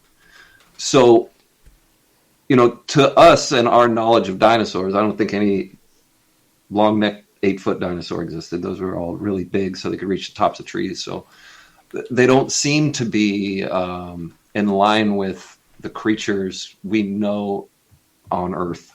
And so I don't have any reason to believe that they are. That almost sounds like what they're seeing in the Congo with Mokele Mobembe. What's that? That is a dinosaur that they claim still walks and roams the jungles along the Congo River. Oh wow! There was a giant bird in like New Zealand or Australia, like a moa maybe, that was alive that we hunted to extinction. Like I think bigger, like much even bigger than an ostrich. And some of the footprints I've seen on the ranch kind of even reminded me of that. Just these weird like 3-toed. I found triangular footprints, like almost like a perfect triangle. It's just there was only one perfect print for that, and then there was a mark before it, like the toes, and then a flat print, and then like some disturbances. But there was just one good inch deep. I've found square, like kind of these square tracks out there, and I've found square tracks that left 2-inch deep depressions on the dirt road portion of the ranch. Now, how much does something have to weigh to make a 2-inch deep footprint on a dirt road that cars drive over and don't leave impressions on? I mean, it had to be serious weight on these creatures to leave these footprints behind. That's the most astonishing thing to me, is the weight of the creatures. Yeah, I showed a doctor some of the footprints that Hoodoo Tall was capturing. A friend of mine, I had it on my computer. And I showed him, and he said, whatever made those footprints must weigh 1,000 pounds at least to have made those kind of impressions. Yeah, we find tracks that are like 4 inches deep and 20 inches long. And 12 of them, not one track. I mean, a line of tracks leading right up to a game trail. Like this thing was hunting. I would imagine they would just hunt for fun. I mean, if they're these higher level beings that are kind of coming and going, we don't know the reasons for their visits here, but it seemed like it was stalking animals on a game trail. Maybe it's like a dimensional rift of some kind. That's why we see dinosaurs there. And all these bizarre. I haven't personally seen dinosaurs there. I mean, people say they've seen these. I hope I can just keep going there, especially at night, to get eyes on these things. I want to get eyes on what is leaving these footprints behind. That's the only way I'm going to know for sure. Some footprints are clear enough where you can kind of guess what kind of creature it was, but I still want to have that firsthand experience with it. I want to ask you in regards to that. I mean, how much time would you have to spend out there in order to see that? I mean, 10 days just doesn't seem enough. I don't think it's enough either. No, I don't think it's enough at all. But I'm a regular guy with a regular job. I save up my vacation days and I take 2 10-day trips a year, and that's what I do with my vacation time. However, the first night we went to the ranch, it kicked off within 30 seconds. So I don't know. Like, I feel like the more time I spend there, the better the odds I'll witness something. And so that's kind of the approach I take. But it is a wildly unpredictable place. Do you camp in the same place every time? Because for a lot of familiarity with Sasquatch and everything, it's about repetition, so they get used to the sound of your vehicle, with where you're camping, the sounds that you make, the sound of your voice. Everything that you do has to be the same. Yeah, I stay on. It's a privately owned campground, and I reserve the same campsite every year, and it's the farthest campsite on their property. So I'm pretty much, there's no other campers for like 100 yards from me. And I'm right on the creek. I'm 10 feet from the water. And so the first time I stayed there, the smell, I had the smell. Something that smelled so bad, me and my 2 friends our eyes watered up, our throats closed, and we're dry heaving and stuff like that. The smell was like dead bodies, burnt tires, and burning hair, like all mixed together. Just the worst thing you could ever imagine smelling. And that was shortly after that was the first time I'd spoken to Tom Dongo. And the reason I reached out to him was because of that smell. And I told him, hey, I'm camping over at this place. And he was like, oh, you're camping there? He's like, it's funny you say that name, because like 5 years ago, I got a phone call from like 4 or 5 campers that said they had a Bigfoot run through their campsite there. I'm like, yo, that's why I'm calling you, because a Bigfoot came through my campsite there. And I look up on BFRO, and there's a pinpoint on that exact spot. So it was going through there before I was there, but I figured that campsite will be my best chance to encounter it at night when I'm just hanging around camping, not at the ranch, because it's come through there 4 or 5 times now. No kidding. Yeah. I want to ask you guys, dinosaurs is like, for people who haven't been there before, we think of Sedona as maybe being in the desert, with all the nice, beautiful rocks that you would see, that were copied in many of the cartoons and movies from yesteryear that we saw with, the Westerns riding through the desert. Is there a big forest area there? Northern part of town, absolutely. Especially like between Flagstaff and Sedona is very mountainous and very foresty. Where the ranch is, I would say it's more large bushes than trees. They're kind of spread out. Where I camp, along the creek, it's going to be very green with a lot of trees and a lot of cottonwoods and stuff like that for a good distance around the creek. So you can kind of get a little bit of both. There's parts of Sedona where you go out and you feel like you're in the middle of the desert and you can hardly see a tree around you. So that's another fun place about it, is the vast scenery. Mm-hmm. Damien, going out there and seeing what Hoodoo Tall has seen for many, many times, what was that like for you as a camera operator, as a documentarian, to be able to not hear this on a phone call or see it in a photograph, but to actually get there and get a feel for everything he's been stating? Oh, just amazing. Pretty much, I guess, life-changing in a way, just to be able to experience it myself and see it with my own eyes. And, it was definitely there's a real strangeness. The whole place just feels different. Sedona does. You know, it feels like nowhere else I've ever been on this planet. Just felt amazing. One of the things I told them when I was going to take them out to the ranch is, you know, we're going to get out there and it's going to feel weird. You're going to feel weird when you're there. It's a weird place. And if you're going out there looking for a reason to get scared, you probably won't last long, because you'll feel something like nudge you on the head or something, and you're going to get freaked out and you're going to run because there's nobody standing behind you. My whole goal with the ranch was originally to at least spend enough time there to where I felt comfortable in that weirdness, because that's the only way I'm going to get to see this stuff, is I feel comfortable out there. And that is the biggest step, I think, for me. That was the hardest thing to overcome, was to feel comfortable out on that ranch, even when you're out there at night alone, and you know for sure there are giant creatures in the bushes around you, whether you see them or not. I mean, they're there. To become comfortable in that situation is what took the most work for me. But once I did, I feel comfortable bringing some people there. Yeah. Because I do know that if something gets in the way, I have a couple things that I'll do to get in between me and let them get to the car, and I'll deal with this. So I don't feel like I'm ever putting anyone in danger by taking them out there. Yeah, he said that to me. He goes, if anything strange happens, just leave, and I'm gonna get in the way. I'll protect you. So I felt safe, you know, because he would just say, if I hear a strange noise and we encounter anything unusual, like Big Girl is what they apparently call this creature that lives at the ranch. He says, if Big Girl comes out, I'm just gonna walk towards her. You can just walk away slowly if you want, or run. For sure. And I want to ask you guys, okay, outside of potential dinosaurs, Sasquatch, UFOs in the sky, what other strangeness were you encountering out there? I'll give you one story that I don't really tell a lot of people. Why not? That's what this show's for, right? Sure.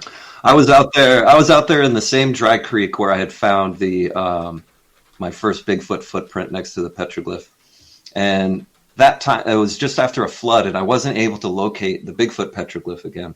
And I was walking up and down through this thing, and I was by myself. You know, this is in the middle of nowhere. This isn't on a trail or something like that. And so I'm out there because I'm trying to get a better understanding of my own self, you know, in a bigger sense. And so I was doing like a meditation as I walked, like asking for a connection to something bigger than me. And I was really feeling it. Like I was putting my hand on my chest, and like for some reason, just after that, just like from my hand to like putting my hand out in the air, and just I could feel something. And I just kept walking, and like at one point, I just had tears running down my face. I mean, it was just overwhelming energy in the air. And I look over to the left, and I see a rock with a hole in it. And I was like, "What? That's odd." And I go over, and I find this little nook in the rocks where there's the grinding stones from where they were grinding up grain. It's still in the hole. And then there are two drawings that immediately jumped out to me. And they're two drawings of sky people. They're on one person on each wall. On one wall, the sky person has his hands are out in front of him, and coming from his hands is a segmented double helix shape, like a DNA strand. So I don't know what these people saw there, but they saw someone come from the sky and show him a double helix. The other side shows the same sky person, and next to it shows a drawing of an inverted person, like a person coming head down. I didn't know what that meant until last November when Damien and I were extremely fortunate to meet Cliff Mahudi. Cliff told me that upside down petroglyph, that's how the Kachinas came into the kiva structures. The natives would go in their kivas, and the gods would come in upside down, head first, and then turn around. And so they would draw those upside down people. So whoever was in this little site saw people come from the sky, just like other natives saw, an inverted upside down. I felt this insanely strong, like deja vu, like I've never experienced. Like there was something really weird about all this. And then below the carving of the sky person in ancient paint, which I had never really seen out there. I've seen carvings, was a handprint on the wall. And I looked at it, I was like, holy smokes, this isn't a native's handprint. The natives in that time were fairly small people. I mean, their hands would have been short and stubby. It's a fairly large handprint. And I was so curious, and without even thinking, I just put my hand on it. And I have video of it. And, it's exactly my handprint. Every nook and cranny of mine, it's my handprint on the wall. And then I weirded me out big time. Whoa. And I turned around, and I looked at the drawing on the other wall. And I was like, oh, there's a handprint over there, too. And I walked over to it, and off to the side on the rocks, I just kind of knew where it was. I was like, oh, here it is. And then sure enough, there was another red handprint and paint over there on the rock. You go ahead and interpret that any way you'd like. I don't really try to. It was the strangest thing. I've had a personal experience with it that I can't let somebody else experience for themselves, That is very strange. Very strange indeed. To find a handprint the same size as your hand, sure, it's possible. Yeah, but made by those natives 10,000 years ago. Weird. I showed it to Native Americans in Sedona, too. They took it way far. They're like, oh, my gosh, no, it's reincarnation. Look, that's your handprint. I was like, whoa. Well, they said it's definitely not the handprint of any native people. And so that was the bit of information I took from the conversation instead of an elaborate story about what it could be. That's it's really strange. I don't know what to make of those kind of overwhelming personal experiences. Anything paranormal happen while you were there?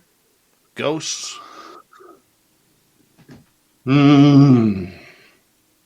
I've had people with me that have their hat flipped off their head and go like 30 feet and stuff like that.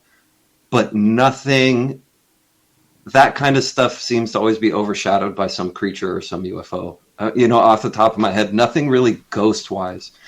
And to be honest, I don't know that I would think it was a ghost if I was out there. I'd probably think it's some being I just can't see. I'm not sure on that. But lots of creatures, objects and lights in the sky on a nightly basis. There was a couple weeks where they had a UFO flying around town every night that looked like one of those oil rigs you see out in the ocean, like all those lights on those oil rigs. Tom Dongo was telling me about that one. And I also have another story, which I'm not going to name any names about because I don't know if I should even share it, but the information itself is too good not to share.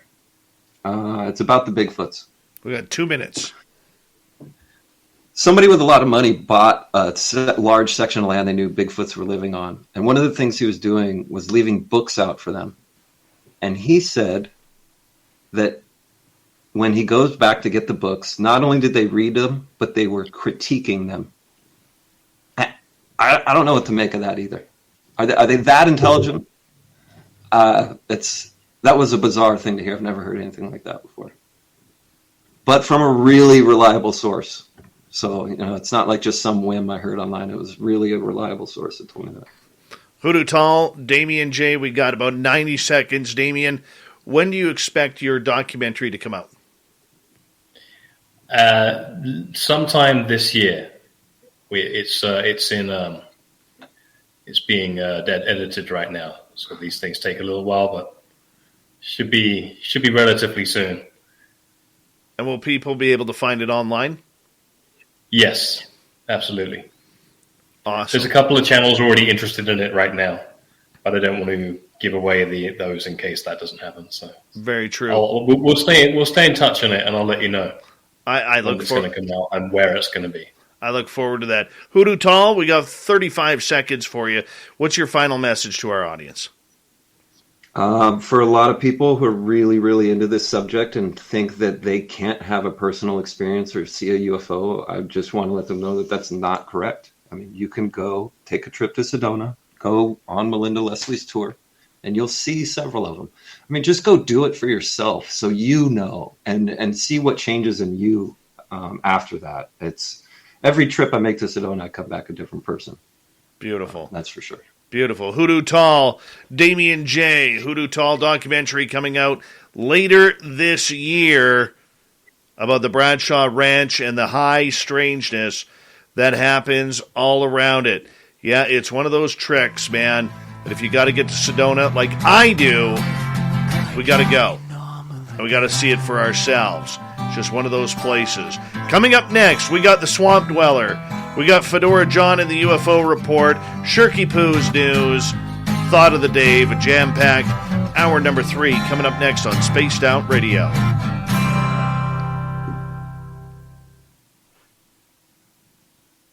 Great show, boys. Great show. Yeah. Thanks for having us on. That was a lot Dave, of fun. I feel like we could have done 5 more hours. Oh, dude, yeah. Oh, totally. 2 hours was not enough. Well, so we can always come back and do more. And I'm probably gonna make another trip out there before. My trips out there I make as often as I can. So if we come up with more awesome discoveries, it'd be good to have a place to talk about it. Well, you know what? You can join our audience on our Vegas party, April 22nd to 24th. And if you think you can handle me in Las Vegas, I'll do it. Come on out. Careful what you wish for. Come on out. Dave's not a rookie going to Vegas. That's for sure. Okay. All right. Good. Dave's not. We're not talking a real rookie here. Lawrence Burshett, how are you, buddy? Good to see you. And but yeah, come on out, and we're going to be having the live show on the 23rd at the Golden Nugget from about 5 p.m. to 8 p.m. And we're going to have a great time. Great time. Oh yeah. Ted Bastian, how you doing, buddy? Yeah, I want to go to that. Yeah, I'll give you guys details and Cool. and get it going. And we got it up on our website. We got to make a little bit of change to the schedule because we're adding the live show that we are doing for our audience. So once we get that, we'll bring you up on stage and you can interview with us during those 3 hours too. Oh, that'd be good. Yeah, absolutely. We can do that. Awesome. Gentlemen, I got to go get ready for the show here, but I will let you guys go. Thank you for a wonderful show. And Damien and Hoodoo, if you guys want to use, once it goes into archive, if you guys want to use it, you guys are friends. Feel free to use it wherever you want, man. Appreciate it. Thanks for having us, Dave. No problem. Yeah, thank you, man. We appreciate this big time. All right. By the way, Captain K-Rod says, I'm late, Hoodoo Tall and Damien. This is nuts. I don't know if you... Well, they'll be able to find out all about everything because everything's going to be in the documentary, and absolutely, I think there's a lot we haven't talked about, and they're going to see the footage, they're going to see the tracks, they're going to see the UFOs, they're going to see an interview with Tom Dongo. We've got that in there. We have Melinda from the UFO tours on it. We have people's other points of view. CE5 group. We got a CE5 group from Phoenix. Group came down. Yeah, we had a lot. There's a lot going on. I mean, right on. I don't know how I'm going to get it down to 1 hour, to be honest. I hear you. We'll see what happens. Maybe because one of the channels that's interested in this thing. Oh, will you make more? Will you make more? Can it be more than one? It might It might have to be more than one. It might have to be a few episodes. I don't know what's going to happen. Me and Hoodoo Tall will review the 4-hour cut. Well, in a couple of months, gentlemen, we'll sit down, we'll chat, and I'm very excited to see where you guys are going to go with this. And thank you for allowing us to be the first guys to really talk about this with you guys. So that just works perfect. All right. We'll talk to you again, Dave. All right, guys. Yeah, thanks, Dave. Take care. Thanks, everybody, friends. for listening. Have a good night. All right. Take care, boys. And cheers. Cheers, David. Bye, buddy. Bye. Love him. Love them. I mean, does that not make you want to go to Sedona, Arizona right now with them? Like, just drop everything and go.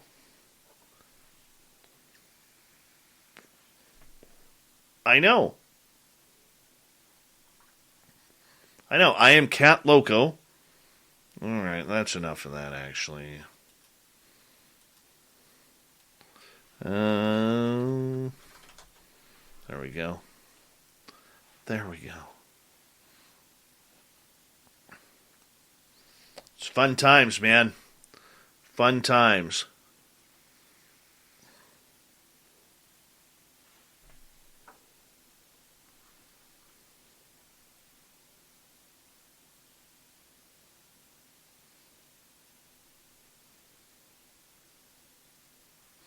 Tonight it's on orange ice. I gotta go get restocked here tomorrow.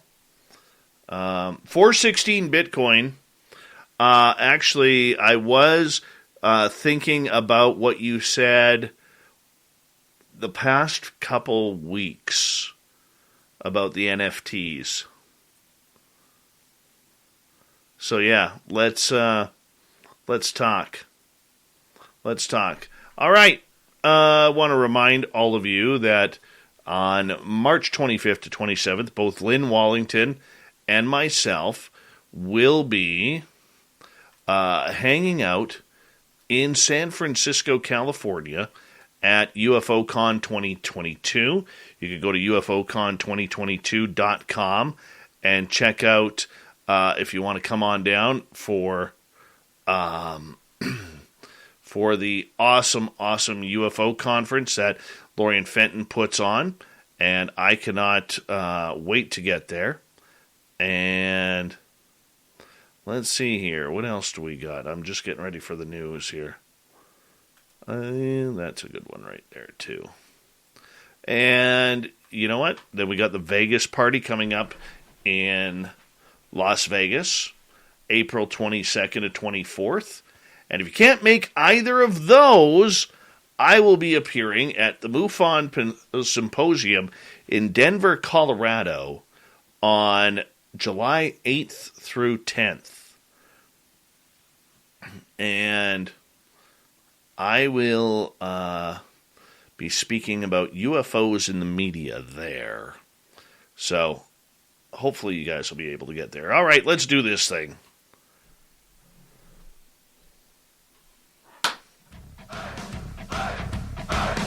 Would you like to connect with us? Head to spacedoutradio.com for all your latest show info.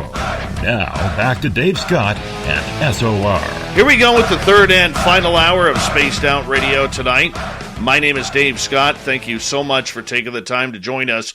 We really do appreciate earning your listening ears wherever you are on this beautiful planet we call Earth. Hello to everyone listening in on our terrestrial affiliates around North America, digitally on TalkStream Live, Revolution Radio, and KPNL. All of our archives are free by going to youtube.com/Spaced Out Radio. Just do old Davey the favor, hit that subscribe button. The Desert Clam has set the password for tonight in the SOR Space Travelers Club. Decoitage. Decoitage is your password. Use it wisely, Space Travelers, as the Clam sets the password each and every night right here on Spaced Out Radio. Our website is spacedoutradio.com. We have a plethora of features for you. Rock out to Bumblefoot, read Shirky Poo's Newswire. Check out our swag as well. Follow us on Twitter at Spaced Out Radio, Instagram at Spaced Out Radio Show, and now on TikTok at Spaced Out Radio. It is that time once again where we go into the night with the Swamp Dweller, who takes us into the swamp with another spooky Wendigo story. Hi, Spaced Out Radio listeners. This is Swamp Dweller. It's time for your nightly dose of spookiness on the show. If you have an interesting encounter or a spooky story that you would like to share, be sure to submit them in at swampdweller.net. You can also find our YouTube channel at youtube.com/swampdwellerreads. Now, let's chill out, relax, and together, let's enter the swamp. In Roscommon County, Michigan, a few years back, I had what I believed to be a Wendigo or Dogman encounter. I was biking down an old, quiet, 2-track near my home, scoping out 100 acres of land that had been lowered immensely in price. It was 1 in the afternoon when I caught sight of a figure at about 10 to 12 feet tall, taking roughly 3 steps and about 50 yards ahead of me, across the property line. I quickly stopped my bike, gazing ahead for a better look. The figure had backwards hind legs, Its neck was strange, and its eyes were a distinct yellow. The neck was so long it looked as though the thing could swallow an entire human in it. When it walked, there was no up and down movement, but more like a gliding. This figure seemed spiritual, not physical, and it soon dissipated. I went to check for tracks, but I found none. The land eventually sold, and when it did, I was asked to check out an RV someone was selling. The land the RV was on was the same land I witnessed the creature 6 months prior. Seeing this made all the memories of the creature flood back. I wanted to ask the elderly owners if they'd noticed anything strange while out here. But I also was there on business, so I had to be careful in my wording. Knocking on the couple's door, they opened up. I told them I knew the land well and was curious if they'd seen any wolves or wildlife in the area. The couple smiled and went on to a heavy rebuke of wolves. I then changed the subject and went inside the RV to find the walls covered in wallpapers of wolves and pictures of wolves everywhere. There were also many references to Indians and dream catchers. I never bid buy the RV, but I believe what I saw 6 months prior was a Wendigo or a dogman in spiritual form. Freaky. Let's do another.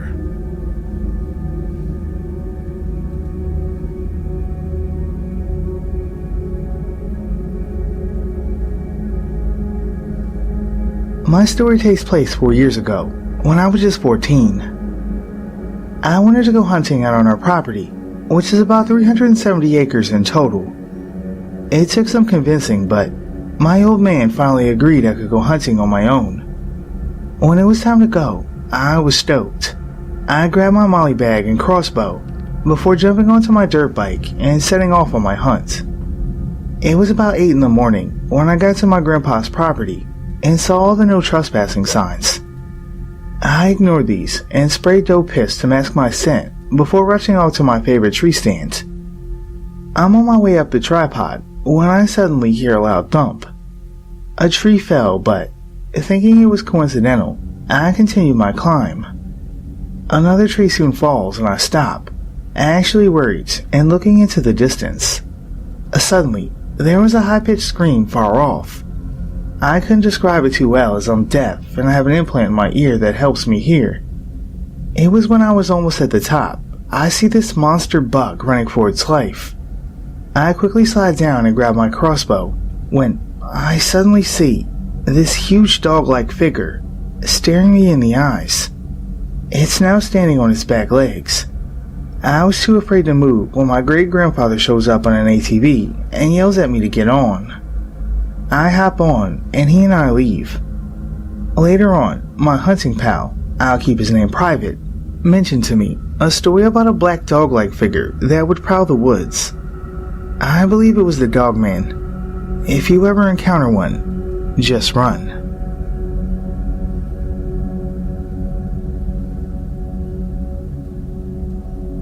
Wow, that's some spooky stuff right there as we get ready for the fedora-wearing John Hudson. Once again, we say thank you to Mr. Swamp Dweller.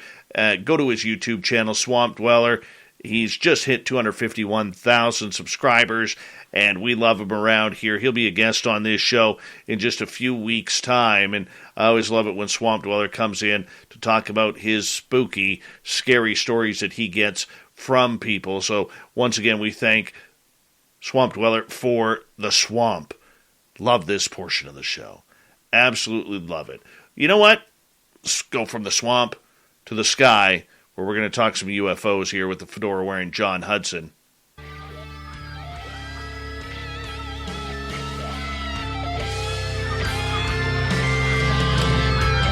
John Hudson comes in for the unbiased UFO report, kicking off the week and all the latest news of what is going on in the UFO world.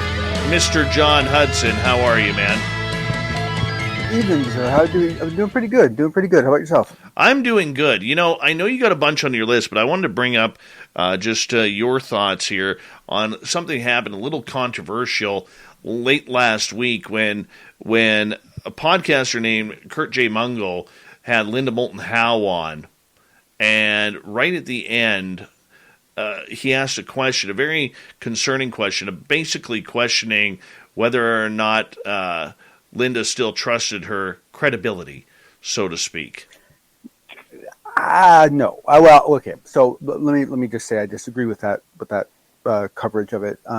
Basically, I listened to the interview and I was expecting something much worse than it was.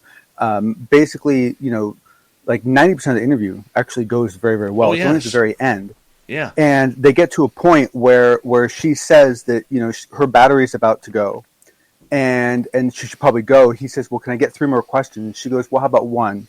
He's like, okay, I'll do 1. The 1 question he asks her comes from that guy, Steve Cambion, who, loves to troll people, right? And so it's a question accusing her of using known false photos on her website. And so it immediately puts her into a defensive position. And she claims to not know what he's talking about. So he drops that question, goes to the second question, which he phrases as, we assume that in your career you've had to retract things when you've made errors. Can you describe one of those situations? And after that first question, this came off to her, like she was being set up. And both questions could have been worded in a different way, in a different context, and could have actually gone over quite well. And I'm not saying that Linda Moulton Howe didn't overreact in any way. I'm not trying to judge her reaction one way or the other. I'm just pointing out that I think it was primarily a complete miscommunication on the part of both of them. Unlike the interview that happened with Rathers over, John, can't remember his name at the moment, Ramirez. To me, that one was more, I think in hindsight, you might go back and say, I could have done things better. I think in the case of the Theory of Everything interview, honestly, I think it was all perfect storm of really, really bad luck. Well, the one thing about it that I will say is Kurt J. Mungle is known for very softball questions. And to kind of hit Linda Moulton Howe, who's 80 years old, with a credibility question to kind of end the night. It was. Yep. It was. I just I'm going to save my opinion for it because we do have to move on. But I will say this. He has taken a lot of heat from the UFO community, supporters, and even from some detractors on that question regarding it. I just feel that was it was a good question, could have been worded differently. Yeah, no, and that's the thing is both. I mean, the thing is that you could have rephrased the first question to be, how do you deal with it when you've had photos that you've relied on as trustworthy, and later on you find out that they're not? How do you handle that situation, right? Like that would be a reasonable. And the other one would be a more positive one to say, hey, look, we know you've had to make corrections in the past, and we all have trouble with that. We assume that you've handled it beautifully and learned from it. Can you give us one of your favorite examples of where you've made a mistake and you've come out ahead over it? I mean, you could have asked that in very different ways that would have resulted in completely different results. And once again, I'm not trying to. I think the two interviews are very different. I think in the case of Kurt and Linda, I think it was just a few little mistakes and just human error and just bad luck and bad circumstances and bad cadence. And I think it was just a perfect storm of bad luck. I think in the other case, me personally, I might have done things differently. But in the case of the interview with Kurt, honestly, I think everyone did as best they could in the situation they were in. Well, I think so. But you know what? Tough questions need to be asked, John. A lot of these people do kind of get away with softball questions. They do. The challenge is that people tend to intertwine tough questions with tough tones, and that becomes the problem. Is tough questions are not only needed, they're kind of the only questions that are worth talking about, right? I mean, those are the fun ones, right? That's where stuff happens, right? So that's the stuff you want to get to. But it's got to be done in a way that makes everyone feel safe and welcome and comfortable. Well, I mean, everybody has their own style. That is one thing. And, I watch Steve Cambion's Truth Seekers quite a bit. There's a lot of stuff he does that I think, man, this guy's got some some great points and great takes on things, and I agree. And I listen to other stuff that it absolutely makes me cringe. But Sure. But on the flip side, there's going to be people who do that to this show as well. Absolutely. There really is. I know, absolutely. Oh no, and in the case of both the Linda and Kurt thing and the thing with Ramirez and Rather, you had people on both sides saying, "Oh, this person was actually behaving perfectly, and this person seemed a little off." And I mean, you have opinions all over the map, and there's no way to know who's correct. All right, let's move on, man. Let's move on because we do got to get to some other topics tonight. Gary Nolan is back in the news. All right, talking about maybe playing with some anomalous type of chemicals and isotopes. Yeah. So basically, just a fair announcement. This is going to be the Gary Nolan week. The rest of the week will be all about Gary Nolan, and I'm very excited about this. So bear with me. Okay. So first off, I linked the interview that most of this is coming from, and so I encourage everyone to check it out. So the first thing that he goes over is what specifically are we talking about when we're talking about isotopic ratio differences that are found in UFO recovered material. And he got to wonderful specifics that I've never heard anyone get into before. And that is, he said that the thing you have to realize is that if you go out and you take a sample of magnesium from Earth, from the moon, from Mars, from the Oort belt, you go anywhere in our known, and you grab a sample of magnesium. And what you will find is you'll find three different types of magnesium, three isotopes. Magnesium 24, 25, and 26. And they're usually in a distribution of magnesium 24 at about 80%. I believe 25 is at 11 and 26 is at 9. I might have gotten the last two reversed. But the point is it's 80 and then the second two are like piddles, right? This sample that was recovered from Ubatuba, it was recovered from, there was a fisherman that saw a glowing object in the sky that released an object. The object then exploded, and the material that fell to the ground after that explosion, the fisherman recovered and took to two scientists he knew and asked what the hell it was. And essentially that ended up in the hands of Jacques Vallée, which then ended up in the hands of Gary Nolan. And that sample has a distribution of, instead of 80%, 11%, 9%, of 60%, 20%, and 10%.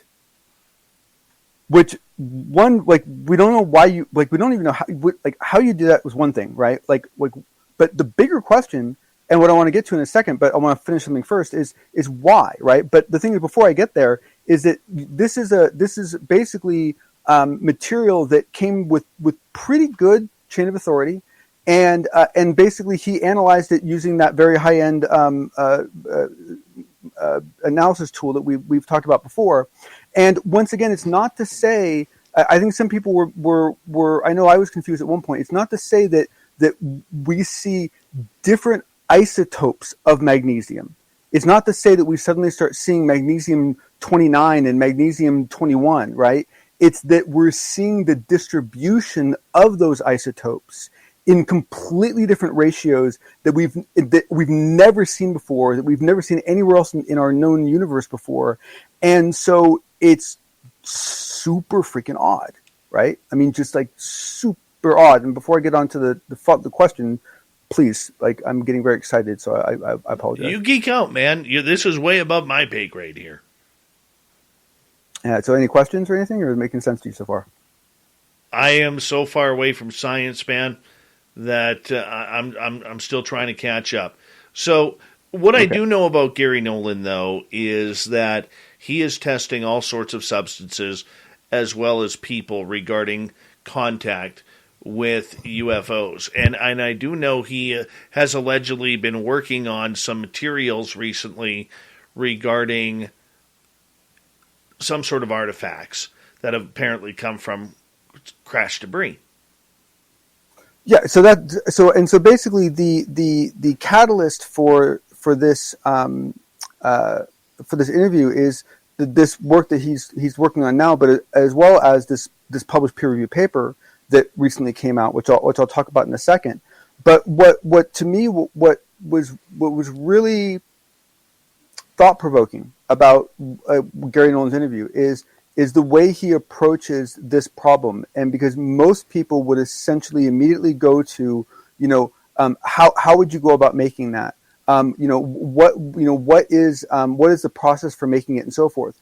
But the thing is that perhaps you're asking the wrong question. Perhaps what you're looking at isn't actually a finished product, right? Perhaps what you should be looking at is what sort of processes might exist where this would be the outcome of that process, where this would be the result, the remainder of that process. And so take a look at it from that point of view. And it's not to say that that's the right solution, right? And and that might be, honestly, that one could be a simple solution. Let's say you had a problem where you needed to have a whole bunch of really, really pure magnesium-24, and you had some filtering process, and the resulting mix, you ended up with a lower mix of 24 because you took some of it out. That could be that. It could be something that simple, right? Or it could be a complicated combustion, some sort of an internal, reactor process that then results in this. Because in the case of this one, of the Ubatuba one, it was shot out of the back of this object, then exploded, and the sludge that fell from that is what we got. So you're not talking about, top shelf stuff. For the majority of this planet, like myself, that has absolutely no clue what magnesium-24 is, fill me in here. Help me out. Scratch my back a little bit. Okay. So basically, when you have a molecule of something, of magnesium, right, like on a periodic table, right? Yeah. There are multiple configurations of that, right? So there are multiple ways to put magnesium atoms together in a way that they create that geometric thing that you saw in high school that becomes stable, right? And there's multiple configurations of magnesium. One of them is magnesium-24, one of them is called magnesium-25, and one of them is called magnesium-26. So, this alien craft, or whatever it was, as I'm trying to paint a picture here for us laymen who don't really understand the science behind it, because I am so not a science guy. This magnesium-24 or 25 that you're talking about came out of an aircraft, some sort of craft, potential UFO, and it shot out and exploded in the atmosphere. And this is kind of what melted down to the ground. Not super high in the atmosphere. The understanding is this basically this is a fisherman in Ubatuba, Brazil, on a body of water. The glowing object came above the water and basically ejected something behind it. That object then exploded, and the debris that fell after that explosion is what the fisherman then grabbed and took with him. Okay. So the recovered this. How did it get into Gary Nolan's hands? So essentially, it was shown to a couple of scientists, and then it I believe it ended up in a museum for a while, and finally, in the end, Jacques Vallée took possession of it. And Jacques Vallée, I believe Jacques Vallée actually is the one who owns the material at this point, or is at least the custodian of it. Because I know he went down to Ubatuba, Brazil to collect this material. Right. We got 90 seconds left. So why is this study that Gary Nolan is doing important towards UAP studies? Because essentially what he's trying to do is provide the and there's more to it, which I'll get to after the break. But what he's trying to do is provide, when people say, hey, we're seeing things that we know can't be made here, right? Or can't be made by us. And people go, well, how do you know that, right? Like, how can you know that? How can you know that no one else has invented this? Well, these are the specifics of the way we start to determine that what we're finding isn't made by people we normally hang out with.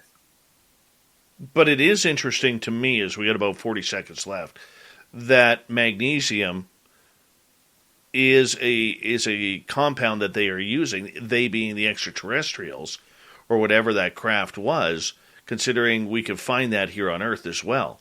Normally we think they... Sorry, go ahead. Go ahead. Oh, I was going to say, but I mean, that's the thing, is that we all use the same elements. But we don't know right? what other elements are out there, though. So that one's actually kind of surprising to me. Yeah. But the truth of the matter is that the elements we have aren't the elements we have because we made them. It's what our reality is built out of. True. So, most reality is built out of similar things. John, hold on right there. We'll continue this talk. I think I may be starting to get it. As non-science guy, Spaced Out Radio continues with the unbiased UFO report. Going into the final half hour of the mighty SOR. Right after this. Stay tuned.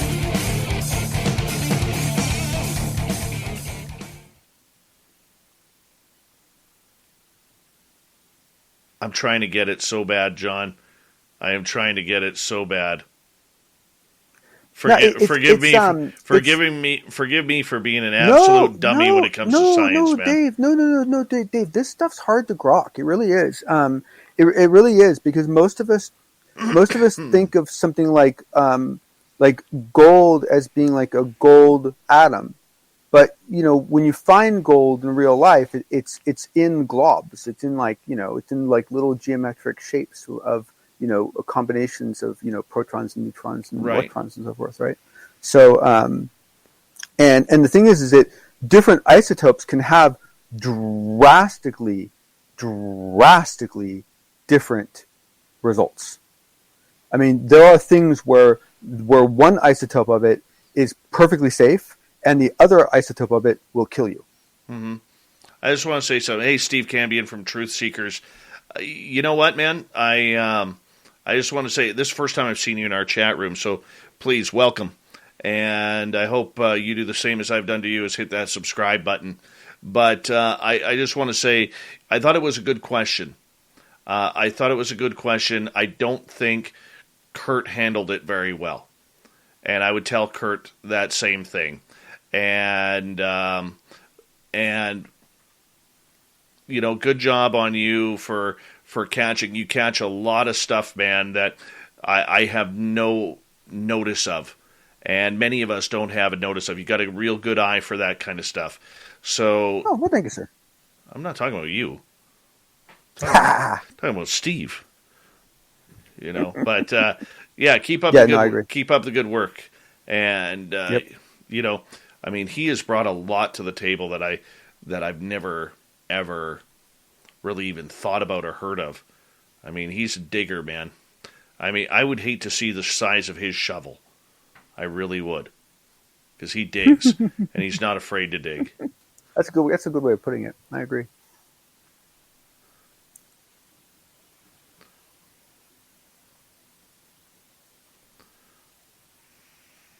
Have you seen the new Dune movie?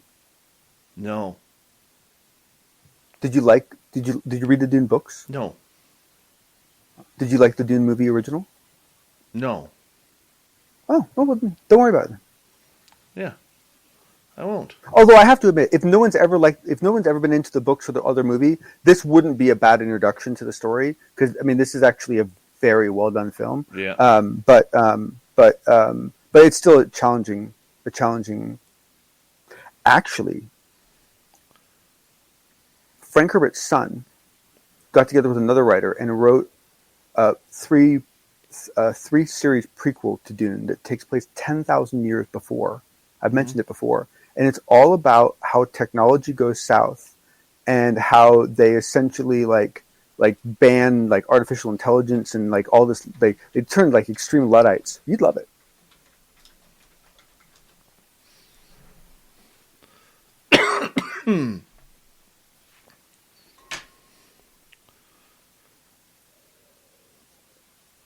Yeah, I think my name was God, what was it? It was like Panther something or other. I don't remember. Thank you, Thin Lizzy.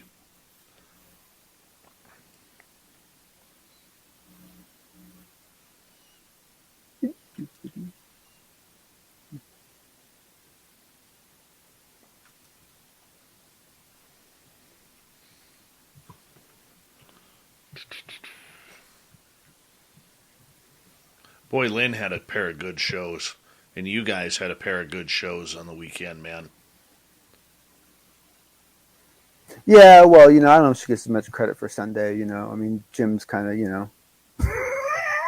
just kidding. No, it was a great show. No, it was cool seeing, it was cool listening to her interview him, because she got kind of a different perspective out of him on a couple of things, which I really enjoyed. I really enjoyed you guys' shows this weekend.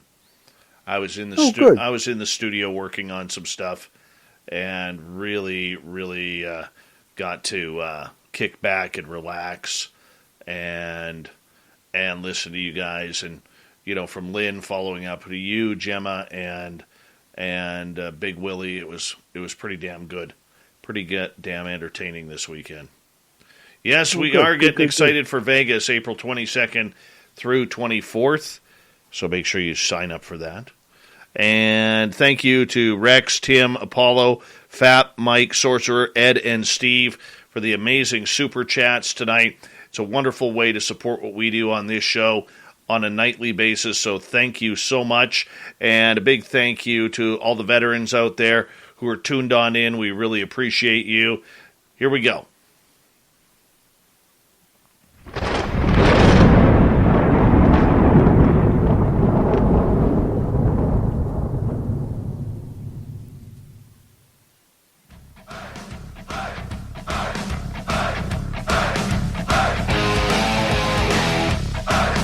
We've rounded third.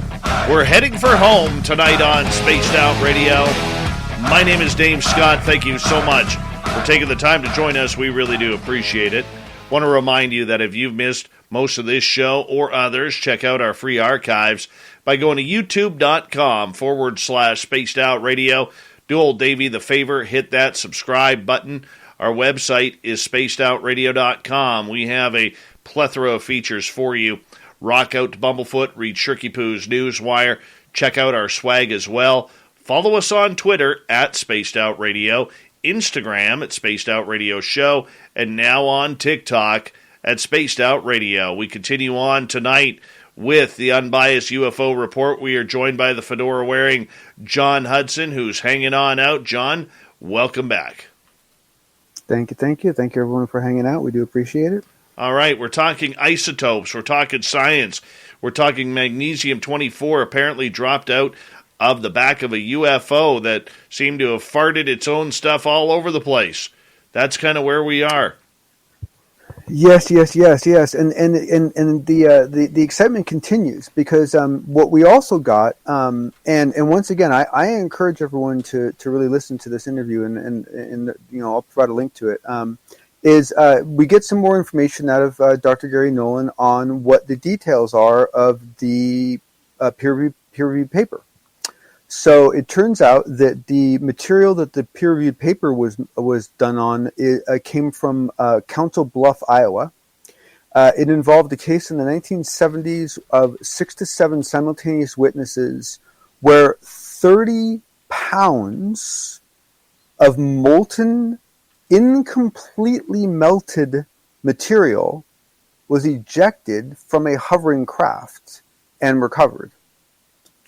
And this material did not appear to have any of the odd isotopic ratios that the other material had. However, the makeup that it did have, the fact that it was basically what Nolan said is that it looked like a half-made smoothie. It looked like someone was mixing up something and didn't finish and threw it out. Like, that's how it seems, because it's partially melted. So it's almost like someone was doing a process and the process didn't finish.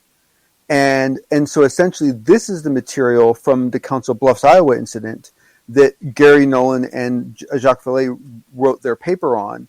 And it turns out that paper went through a 2-year review process before it was actually finally published. The paper is out now. Unfortunately, it is behind an academic paywall, but I'm trying to find a public source for it so I can share it with folks. No, very true. Okay, so we seem to have this problem of UFOs spitting up this material, and how big of a clue is this to what they are doing? Because even going back to 1967 with the Stefan Mikulik case at Falcon Lake, he said the UFO actually was dropping some sort of material on the ground as well. Yeah, I know. And, I really struggle with this one because, first off, I would like to assume that you get to an efficiency point in the future where you aren't ejecting a bunch of crud out of your engines anymore, right? At the same time, if you want to create some analogy, is this akin to a bunch of ants gathering a bunch of motor oil that's been dropped at a stoplight and saying, ooh, look, motor oil from the gods, right? And only some cars drop it because only some people have leaks. I mean, it's like, is it that just like useless, from that point of view, and that, no one knows. Or is it a gift? Some people think it's an intentional gift. Could be. Honestly, we know so little. For all we know, the creatures inside these ships could be metal, and this could be what they let go of after a big meal. Who knows? Aliens dropping magnesium, much like an airplane would drop its droppings over the ocean or someplace to lighten up the load. I don't know, man. I don't know. This one personally, like I applaud people like Gary Nolan for following the science, because I have to admit, me personally, I would have this horrible inclination to tell people, okay, I'm sorry, this whole fell from the UFO. I don't want that crap. I want real. I want material from the craft, from the finished product. Don't give me this low. Yuck. According to 11, Gary Nolan kind of suggests that the isotopic enrichment could be the waste product of a very high energy process. Sure. Absolutely. What's your thoughts on that? Oh, I think it's entirely possible. Unfortunately, this is a fantastic thought exercise to be going into, because it might lead us to the right answer, right? I mean, for example, if we found, four different sludge outcomes that all turned out to be from the same process, right? Like, that would be hugely valuable, right? So there's lots of things that we could glean from this, and it might end up being really, really obvious. But I don't know how specific you can really get as far as guessing what it's coming out of, right? Because even if you got the kind of exhaust that comes out of a modern combustion engine car, if you took that exhaust, you couldn't say for absolutely sure that came from a combustion engine. There are other ways you could create that output. So, it's challenging. Has there been any results of radioactivity regarding the samples that have been tested? So I don't know of any. I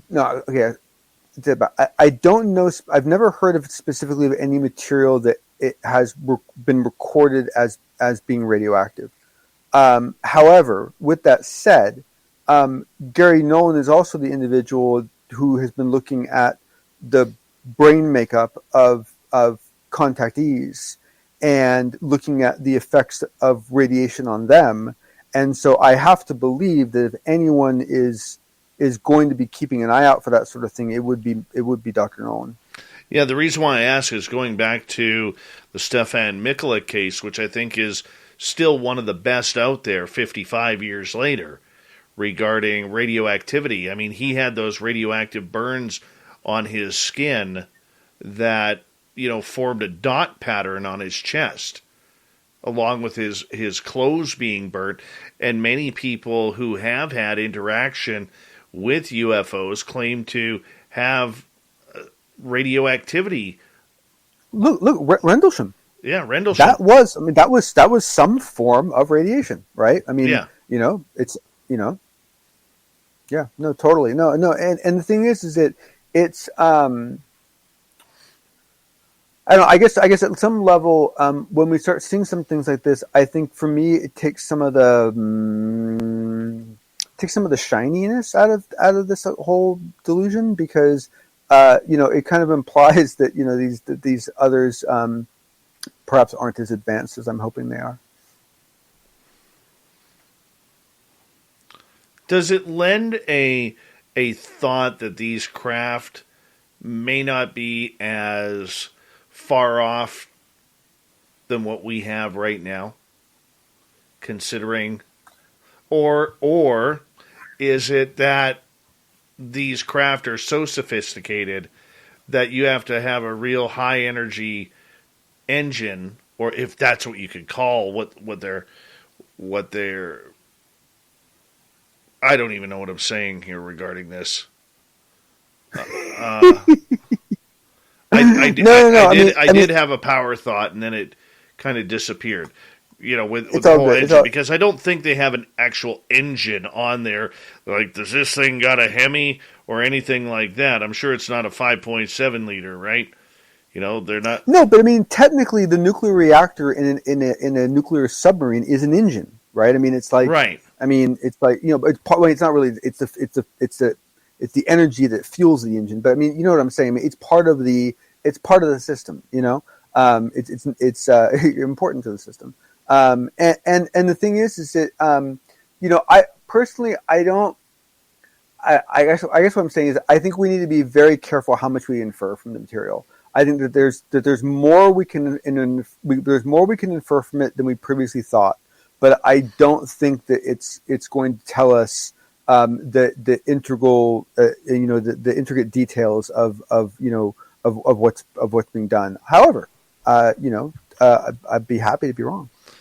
Apollo 11 says, based on where they came from, it may not have been too big of a technological challenge for them to get here compared to us and what it would take to get there. That's even possible, I mean, honestly, like there's so many possibilities. I mean, let's face it, like all of our ideas of distance between other planets are all assuming that the people coming here are coming here and planning to go back. But if you have a vessel in space or a group of vessels in space that are migratory groups, where their home world is no longer there or no longer habitable, and they're just looking for a new place to go, they will travel much further and for a much longer period of time than others will, because they don't have a choice. Could be. Fedora John, another excellent following here on the Unbiased UFO Report. Thank you, sir. You blew my mind. I didn't know a thing that you were talking about tonight. And, yeah, I showed my science tonight, which is why I don't talk science on this show. You schooled me, man. Schooled me. I appreciate you, buddy. Well, Dave, you're never too old or too young to get back into science. So, maybe we'll get you. Get you talking. It is my personal refusal to do it. I'll stick with the woo, man. I'm way more comfortable with the woo than the who, what, where, when, why, and how. That's why I have you and Science Bob around here. There you go. Well, thank you much, sir, and thanks everyone for hanging out. Absolutely. Let's get to Shirky Poo's news.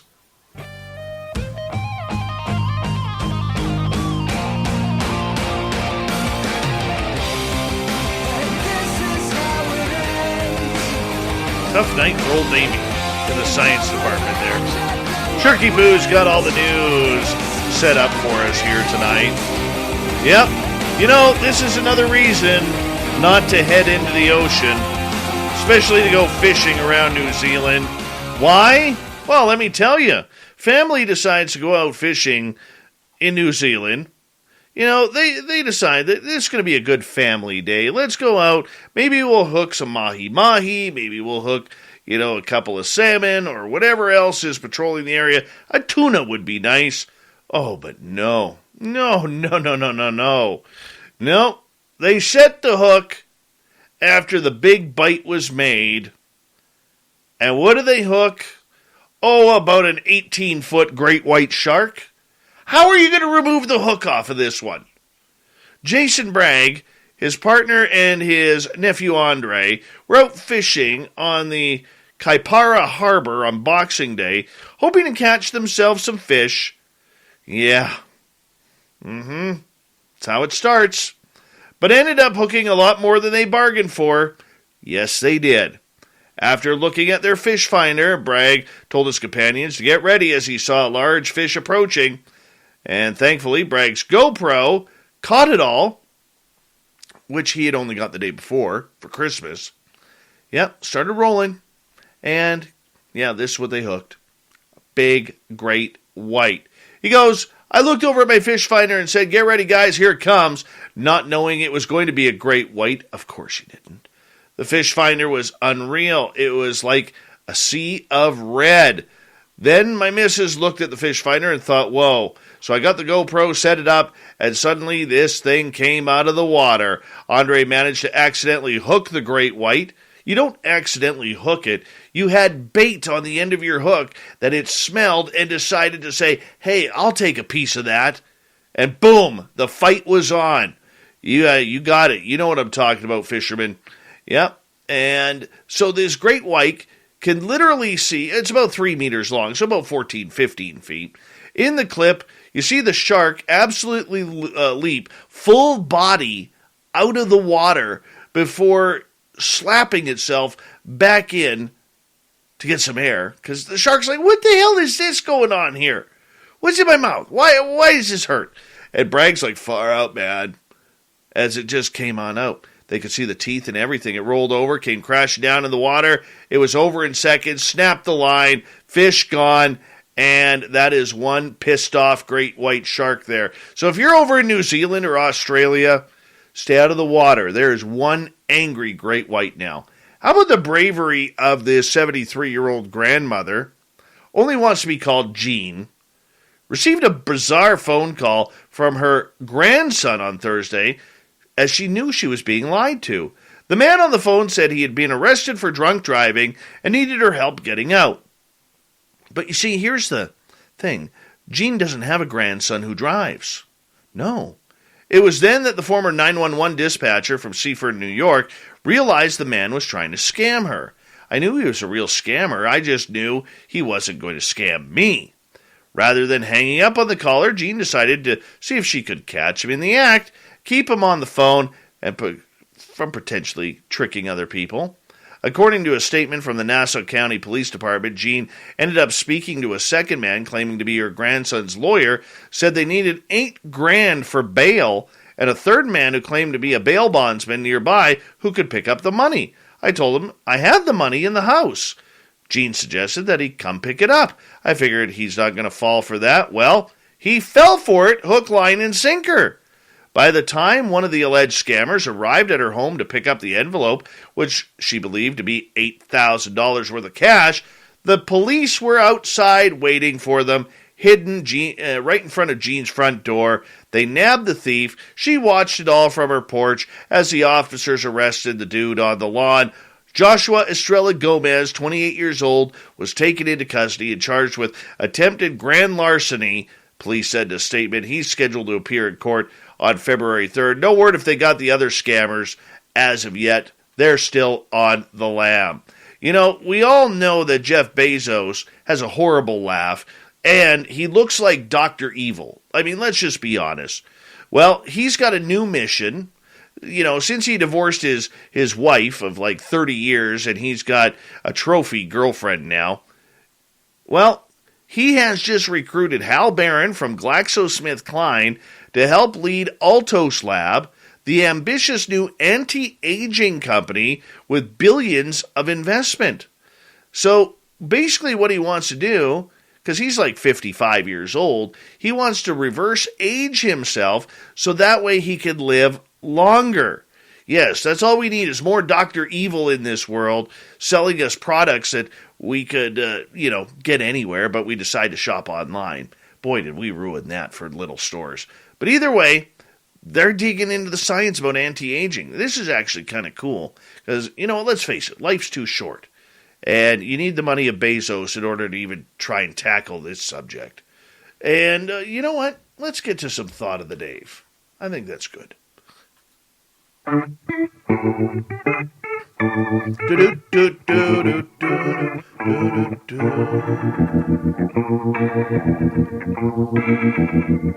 we go with the Thought of the Dave, as we ask it every day. Today's question: how many Skinwalker Ranch type of places do you think are out there?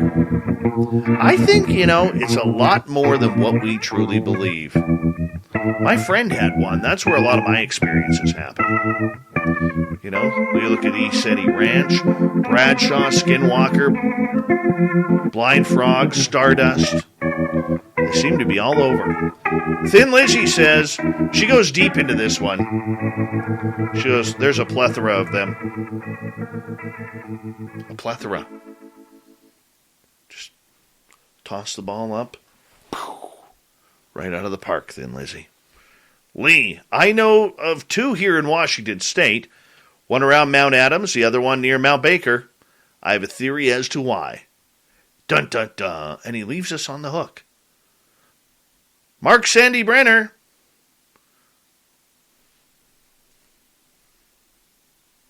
All over the place.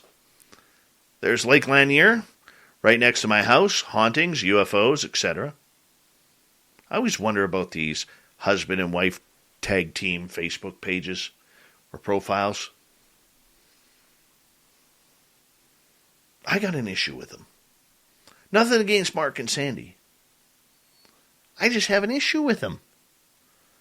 Is there anything out there that says, I don't trust my spouse, that I have to have a joint Facebook account? Is it just me? I know this is completely off topic. Completely off topic. But is there anything that says, hey, honey, I don't trust you worth anything. We're going to share a Facebook account. But, honey, I'm a big boy. I can do it myself. No, honey, you can't. You can't. It's just the way I feel. It's the way I feel. It always makes me wonder, do they share meals? Like, do they go to a restaurant and share just one meal with 2 forks? Do they share underwear? Toothpaste? Even worse, the toothbrush? I don't know. I don't know. That is so not a woo topic, but it's one that bugs me. One that bugs me. Nothing personal. If that's your thing, you do it. You do it. You're allowed. Just weirds me out. Thank you to Shirky Poo for the news, Fedora John for the report, Swamp Dweller, and our good friends Damien J and Hoodoo Tall for coming on in to the big show tonight. We got Mr. Ron Bumblefoot Thal rocking in the background with Little Brother is Watching. Bumblefoot is the official music of Spaced Out Radio, rocking us in and out of every single show. Get your horns up for the guitar god himself. Special thanks to everybody listening in at home, at work, in your cars, wherever you may be. Thank you to everyone in our chat rooms tonight. YouTube, Twitch, LGAV, Revolution Radio, Spreaker, Facebook, and Twitter. I know you're out there somewhere. Remember, this show is copyright by Spaced Out Radio and SOR Media Ventures Limited. Thank you so much for choosing to share your evening with us. Because together, my friends, we own the night. Mr. Bumblefoot, we need a favor. We need you to take us home.